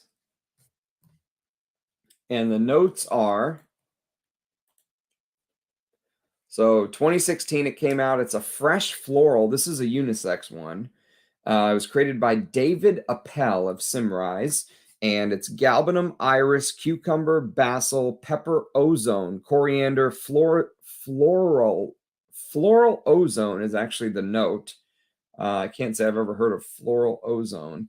Floral ozone is a fragrance ingredient by IFF. It is said to have a clean and green scent reminiscent of fresh ocean breeze.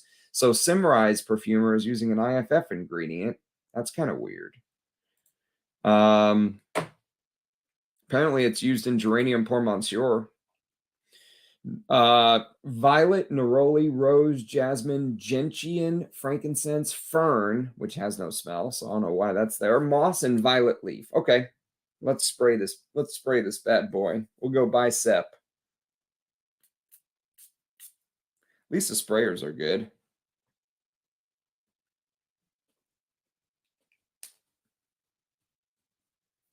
Ooh, it's peppery. Oh, the cucumber. Oh, goodness me. It's like a peppery cucumber. Oh, no. Oh. Oh. Oh, I do not like that opening. Oh, not at all. That is fucking effluvium. That is fucking effluvium right there. Effluvium is the name of JJ's live stream.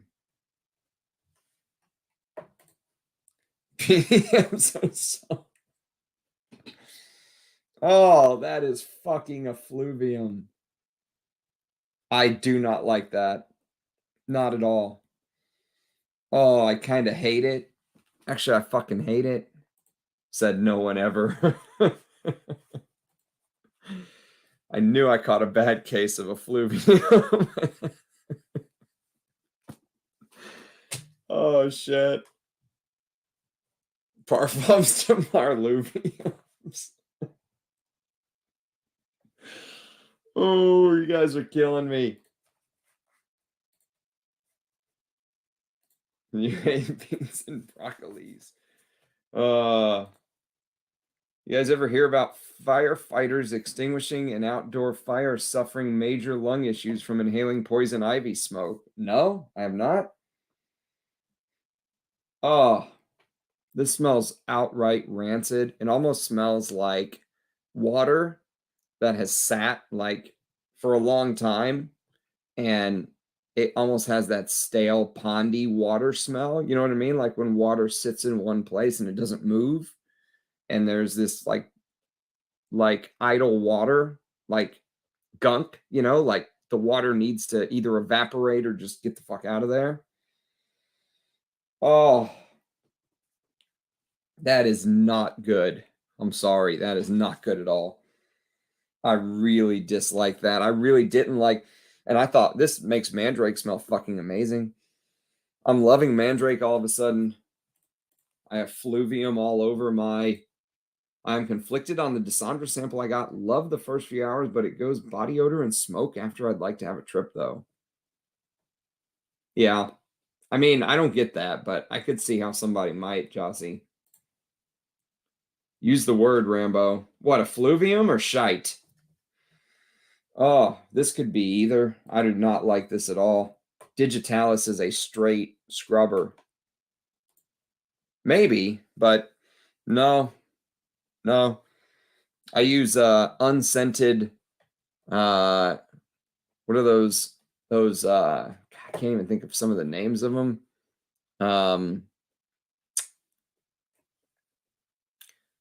There's a brand here. They've changed the name is why I can't think of it. Anyways, they're one of those like holistic, you know, brand, like, you know, they don't have like alkaline or any of that crazy shit in there like Old Spice, but it's unscented and it fucking works all day. It's perfect. It never clashes with your deodorant and it lasts all day. If I think about it, I'll tell you. I can go back to my Amazon history probably, but Oof. This one is, whoa, man. I would like to debate somebody who likes this and just try to explain why. What do they like about this? How? How could you like this? I don't like this at all. 3 people own this. 1 woman and 2 men per Parfumo. So the notes according to, and this is done by David Appel, this perfume is certified vegan. Oh, excellent. No wonder it's shite. Accords of silver iris, galbanum, cucumber, basil, black pepper, ozone, coriander, florazone, drenched violet, neroli, rose, jasmine, gentian liquor, incense, fern, wet moss, and violet leaf. No. This is a big no.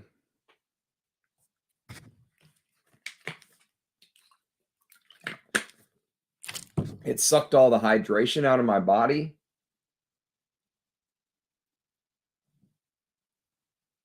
I feel like I got to take these out. I can't see anything. They're so dry.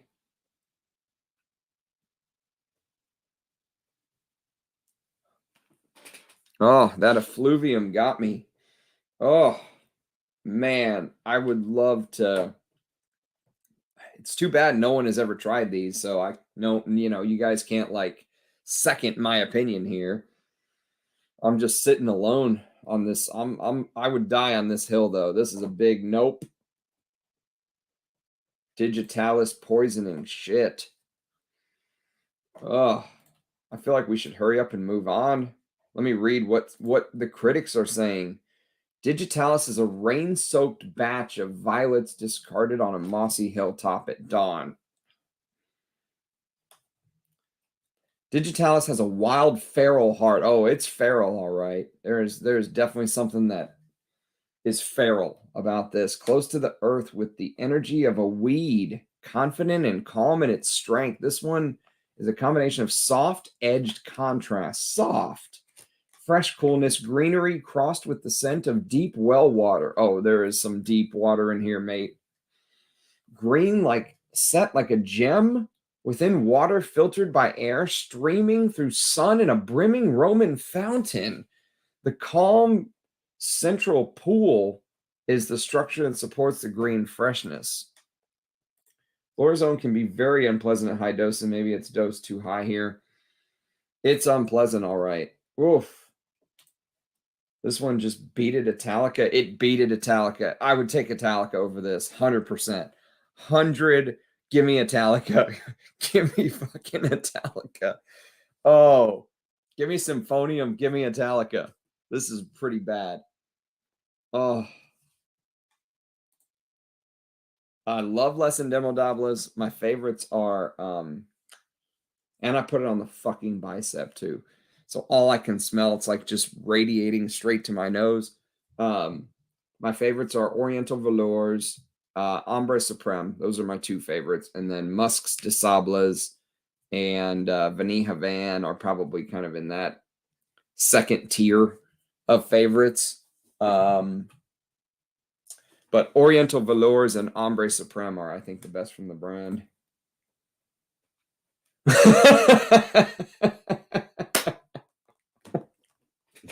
Oh, what a time to join, Woozy. Holy shit, mate. Effluvium. Fucking effluvium indeed. It effluviated my soft contacts. So we're testing the Parfums Quartana set, Woozy.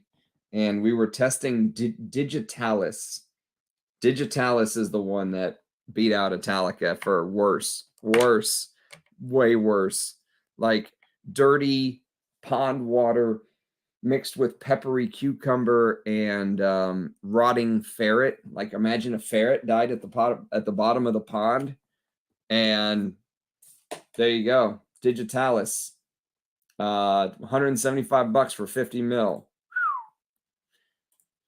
Oh man, that is a scrubber. I have not come across a scrubber in a long, long time. Long, long, long time.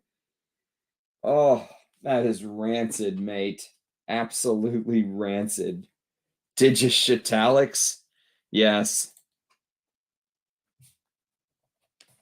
Yes, no, this actually smells bad. No, it's actually bad. Oh, it makes my stomach churn. It's disgusting. It has good reviews. I don't fucking believe it. I don't fucking believe it. There's no way a human being likes this. How? How could they like this? Oh, I'm loving Mandrake after that. Actually, Mandrake has turned kind of nice in the dry down. I did not like that super fruity opening. Digitalis is getting in the way of Poppy Soma. I feel like I'm smelling Digitalis like radiating over to Poppy Soma.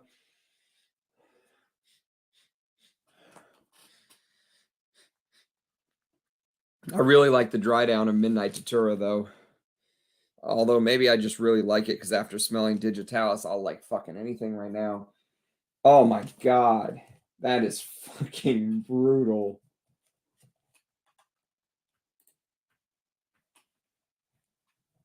I mean, it smells like a rotting dead animal in a pond with peppery cucumber, like literal peppery cucumber. Like a rotting animal in a pond. I don't know how else to say it. Oh, fuck me, mate. No, no fucking hits. Okay. Dude, give me Figment Man all day, please. Give me Figment Man with all of its earthy aspects. Woo. Oh, Digitalis. My God. Uncut Gem, I love you. Yes, but I didn't like the opening as much as I liked the black leather glove dry down. It dries down to a black granular leather. So yeah, I mean, I think you would like that one, Woozy, if you're into the leathers like I am. I'm not really into Lily of the Valley though, so and if that's the part you're looking for, I didn't really like the opening as much. Midnight Datura is good, and Poppy Soma is also really good, but I can't appreciate it right now because Digitalis is just wafting over Poppy Soma's airspace. You know, like I need like a barrier. Just like Digitalis, you stay in your airspace, mate. Yes, it does. Yeah, just a little bit though. Just a little bit. Vanilla Van or Enigma? Oh my God, dude. That's a tough one. I mean, I would probably have to go with Enigma Parfum. I know that's probably blasphemous to some, but Vanilla Van just has Vanilla Van was a little too sweet for me in the opening. I did a video on it. You go check it out, man. But and I did a comparison on Enigma Parfum versus Enigma Parfum Cologne. But I really like Enigma. It's one of my favorite sweet cognac scents. Sometimes I wish the sweetness was toned down, but that opening, that cherry Pepsi cola opening is fucking amazing in Enigma.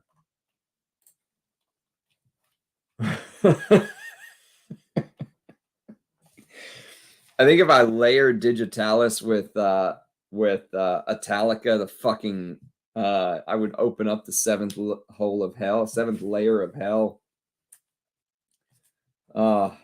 Although, you know what? Think about that. If I did that, I would probably be the first person on earth, Like imagine all of the people that have ever lived, and I would be the very first one to ever layer Italica and Digitalis ever on earth. I'm sure no one's ever done it. I'm positive. Of all the things to do, when you meet your maker, he can be like, you were the only one in the history of the universe to ever layer Digitalis and Italica. Congratulations. You make it just on that basis. Here, come in. Oh, fuck me, man. It is fucking rancid. God, I need to look up some better curse words. Shit. Let me spray this last one just to get my nose on something else. The last one is Venetian Belladonna. Is that a women's one? Venetian Belladonna. Yes, it is. It's a women's one. Okay. It's a feminine targeted one.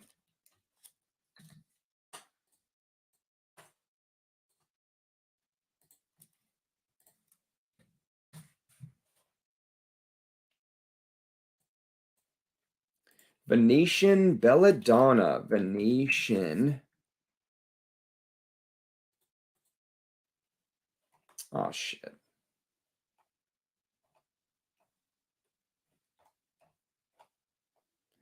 So apparently I was clicking on maybe the wrong, maybe each one of these fragrances does have its own little landing page. Venetian Belladonna. Okay. Parfums Quartana, Venetian Belladonna, a shape-shifting chimera, burning with desire. All right, so let's see why Venetian Belladonna is poisonous.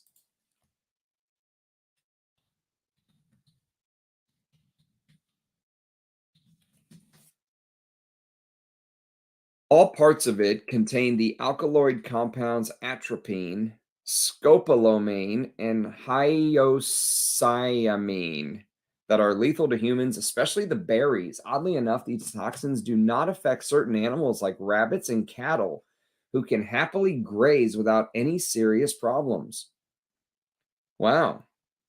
Atropa belladonna is a poisonous plant called deadly nightshade. Oh, it's also nightshade. Didn't we have a nightshade earlier? It's a plant classified in the Solanaceae family, and its roots, leaves, and fruits contain belladonna alkaloids, atropine. Okay. All right. What happens if you touch it? The plant's not dangerous to touch, but make sure you wash your hands thoroughly and avoid ingesting the toxins that remain on your hands. It can alter the function of the body's nervous system and cause changes to saliva, sweat, pupil size, urination, digestive function, and others. Belladonna can also increase heart rate and blood pressure. You know, have you ever watched the movie Airplane? Whenever they find out that the fish is poisonous and the pilot that's sitting there ate the fish, and as she reads off all of the symptoms, he starts getting them. That's how I feel if I'm going to spray this, and every single one of those symptoms is just going to happen. All right, here we go. Venetian Belladonna. God, please be better. Oh, the things I do for you guys. I deserve fucking hazard pay. Okay, this is better. I can smell it right from the get-go. It's better. Oh, fucking Digitalis. My God, mate.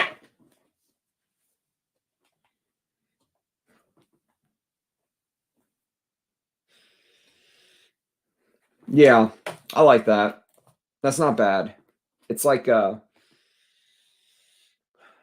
boozy, fruity, floral cognac thing with resins. This is good. This may be the best one. And thank God for that. Jesus, how I've suffered today. Oh, fuck. So, Venetian Belladonna. Pierre Constantine Gueros of Simrise made it. Blackcurrant, violet water, plum, sultanine, which I don't know what that is. Sultanine. It says Venetian Belladonna is the only note or the only perfume in all of Parfumo's database to have this sultanine note. Cognac, styrax, ambrette seed, jasmine sambac, honey iris, tuberose, patchouli, labdanum, suede, saffron, beeswax, sandalwood, and vetiver. So instantly, this is much more my kind of note listing. It has honey, has iris, it has ambrette, it has styrax, cognac, suede, all of the notes I love, labdanum, sandalwood, beeswax, plum. I love plum. This is the winner, hands down. Thank God we ended on a high note. Fuck. Gangrene. You got to start cursing in Spanish, Ram. Could you imagine if I just busted out cursing in Spanish one day? I don't even speak Spanish. So Any recommendations from Atat Libre Orange? Je suis un homme. It's probably my favorite ELDO, but it's discontinued, so get it now if you can. And the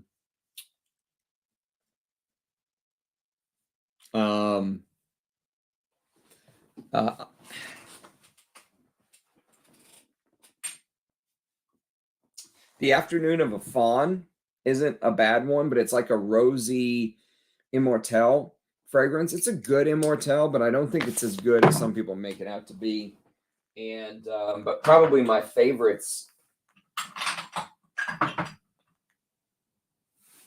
outside of Je suis un homme, probably my favorites are Rien and Rien Intense Incense. I love these two. These are colossal perfumes. If you love the 80s and the way that they used to make fragrances back in the day, you'll be right at home with these. These are humongous fragrances. Oh, Dushan says, good shout on Je suis un homme. Dushan says Fat Electrician. I've never smelled that. I've never smelled that. Heading to bed. Thanks, Bois. Thanks for being here, man. Lick the stream. I wonder if Eugene has coupon codes. Second all Dushan's suggestions. They are the best. Yeah, I need to try that Fat Electrician. What do you think about Papillon? Oh, one of the best niche brands out there. You can just close your eyes and pick one and you'll hit a winner. I mean, there's nothing bad in that house. Zero. Nothing. I still have to do videos on Bengal Rouge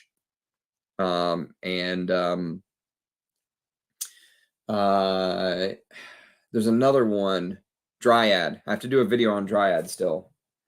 Yeah, Tom of Finland's not bad, but it's a lot of vanilla. It's kind of like this sweet lemon, sometimes it goes into this, imagine like a lemon tart or a lemon cake with leather, and the vanilla is a little bit sweet. But yeah, it's okay. I prefer Je suis un homme. Sounds like for Quartana, you need the hazard pay more research. Actually, oh, fuck. It's just Digitalis, man. They need to take this one out of the line. Everything else I've smelled is okay. Even though this Mandrake was kind of boring in the opening, I'm liking what it's dried down to. I mean, if you like something fruity like Aventus, you may like Mandrake, even though they're completely different. They both kind of go down that, fruity masculine thing. I think he had Papillon perfume on here. Yeah, Liz Moores did an interview with me. You can go check her out. She's a great interview. It is. It's discontinued. Yes, that's the one I would start with. Start with Je suis un homme. Grab it now while you can. It's the best one to me too, GMG. Yeah, I love it.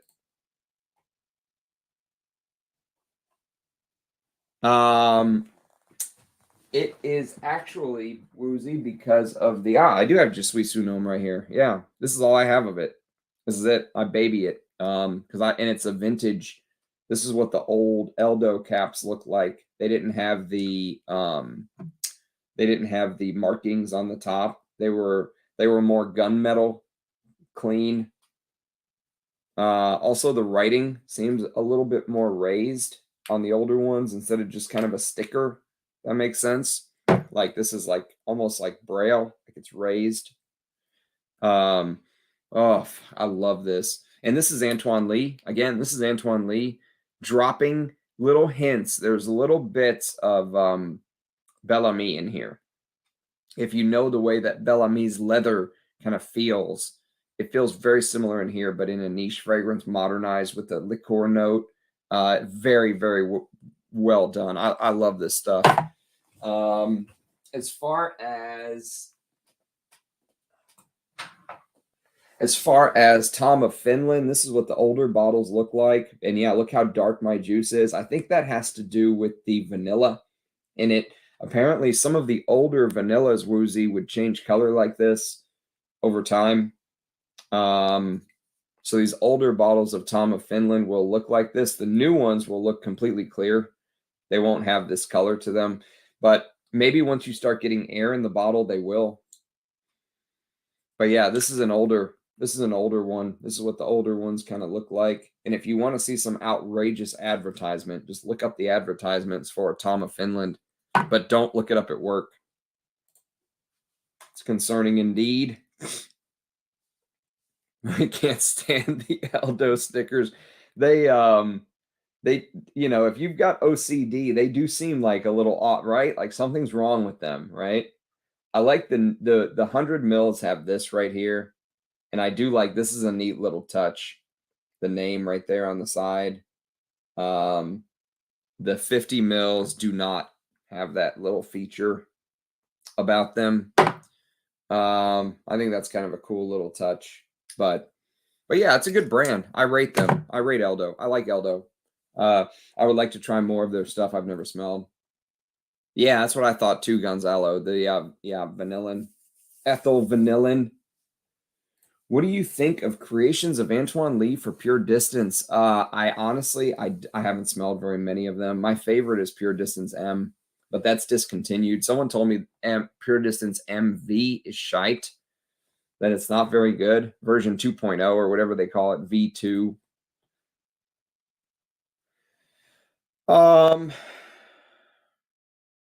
I honestly don't know. I haven't smelled enough of them to talk about them, but I can tell you that I really like Pure Distance M. Like one of my favorite leathers of all time. Like if I could keep 10 leathers from my collection, that would be one of them. But so would, you know, Antaeus and Fetiche and Bellamy and probably just Suis Homme and a couple other leathers. And so yes. ELDO, yeah, they do. Yeah, the afternoon of a faun is very weird. You know, they're kind of out there. Probably my favorite name is this one, just Suis Homme. It literally means I am man. No fucking around there. Just I am man. I am man. Hear me roar. Let's just say putting a citrus sheeper at 48% concentration is not a good idea.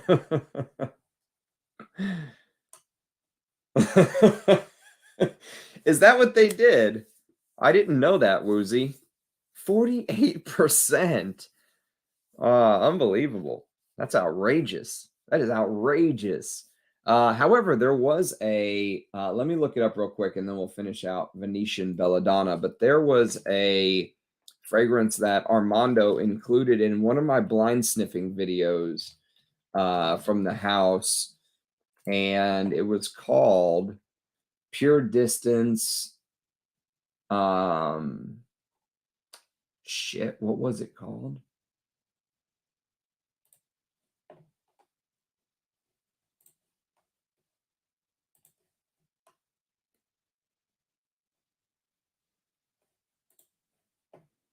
It was called, let me click on some of these. I think I put it in Parfumo, what it was. Let me just see which one I clicked on. Was it Sheduna? Yes, it was. It was Pure Distance Sheduna. Sheiduna. It was created by Cecile Zarokian in 2016. And that actually wasn't bad. It was like a Middle Eastern style, like Oriental with rose. I thought there was even a little bit of oud in there, but there's no oud listed. If you go watch my blind sniff of that when I didn't even know what it was, just a pure blind sniff. I thought it was like a rose oud synthetic thing, but it was actually really good. It ended up drying down really nicely. It was just, I don't think I would pay the money for what Pure Distance is asking for that. It's like patchouli and myrrh and frankincense and benzoin, and it's kind of that Oriental, you know, style, spicy with clove and aldehydes, and it was really good though. I thought it was good. I wouldn't give them the money for it, but I enjoyed kind of sniffing it. I remember it being very, very well done.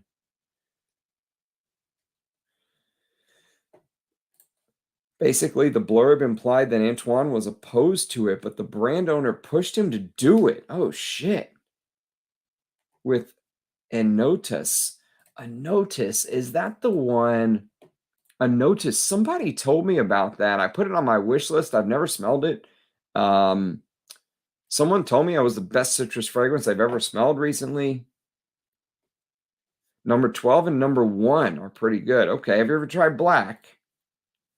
Also, Rubicona, if you like floral gourmands. I had wanted to try Pure Distance, then when I heard it compared to Vintage Bellamy, supposedly M had been relaunched though, and it's not the same. That's exactly what I heard, John. Yeah, someone told me that. It said it's been relaunched and it's not the same.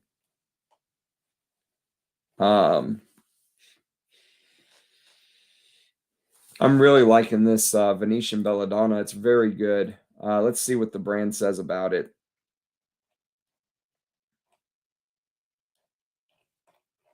Man, I guess I clicked down a rabbit hole here. Where do I shop? Okay, shop now. Okay, Venetian Belladonna, a burning chimera of morning dew, honeyed beeswax, cognac-tinged plum, drunken tuberose, and sueded musk. Accords of blackcurrant, violet, water, plum, blackcurrant, violet, water, plum, sultanine, cognac, styrax, pyrogene, ambret seed, sampaguita, which is Asian jasmine sambac, honey, purple iris, tuberose, patchouli, labdanum, suede, saffron, beeswax, sandalwood, and vetiver. So it's like a fruity, floral, amber, spicy thing. 50 mils, $175. And the critics are saying it's dark and poisonous. I have no words to describe the beauty and mystery of this witchy poison, smelling in a first stage like a gorgeous niche mixture of vintage Venezia and Tom Ford's Black Orchid. Eau de Toilette, overall in a more vivid and palatine form, gradually evolving towards a soapier honeyed sheep wren style with a classic dark, spicy, musky, woody, furry touch. Jesus. How about Francesca Bianchi? I found her fragrances too extreme, maybe usable in summer in Iceland. Francesca Bianchi, I don't really rate that highly, to be honest with you.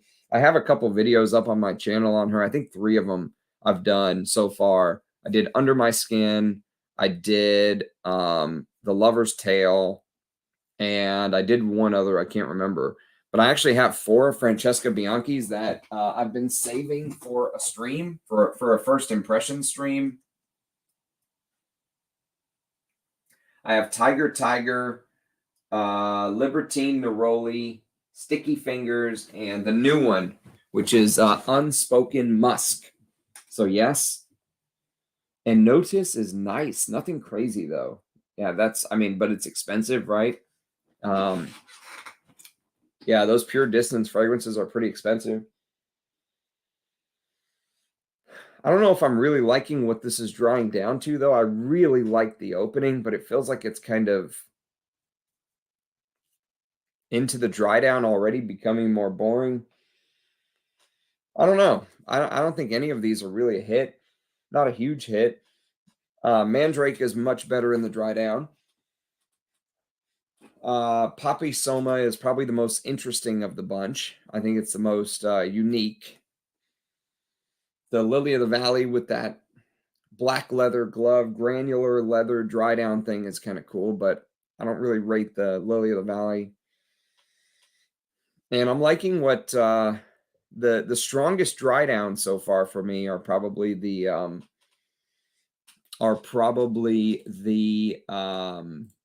Midnight Datura on my right wrist and the Poppy Soma. Yeah, the Poppy Soma. The Digitalis. That's one of the worst fragrances I've ever smelled. Absolutely horrendous. That is horror hour. Horror hour. Maybe I'll do a worst fragrances of all time video one day, and that'll be on the list with Symphonium and Italica. And as far as Venetian Belladonna, it opened up like a dream, just like all of my favorite ingredients right there. And now it's kind of just turning into, I don't know, it seems to have lost that sparkle that it had at the opening already. I mean, it's still nice. It's still good.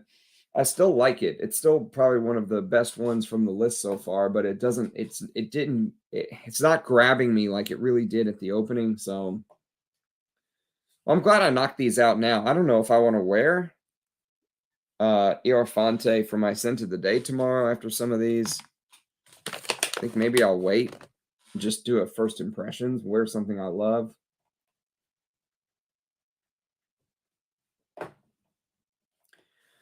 Well, we are 2 hours and 10 minutes in. Those are kind of my impressions. So, yeah, I'm happy to get these. I'm happy to get another sample set, you know, really pretty much knocked out. Not all the way knocked out, but pretty much knocked out. We got a lot of these to kind of go through. So we still have Melegs to talk about, Rania J. I mentioned Francesca Bianchi earlier.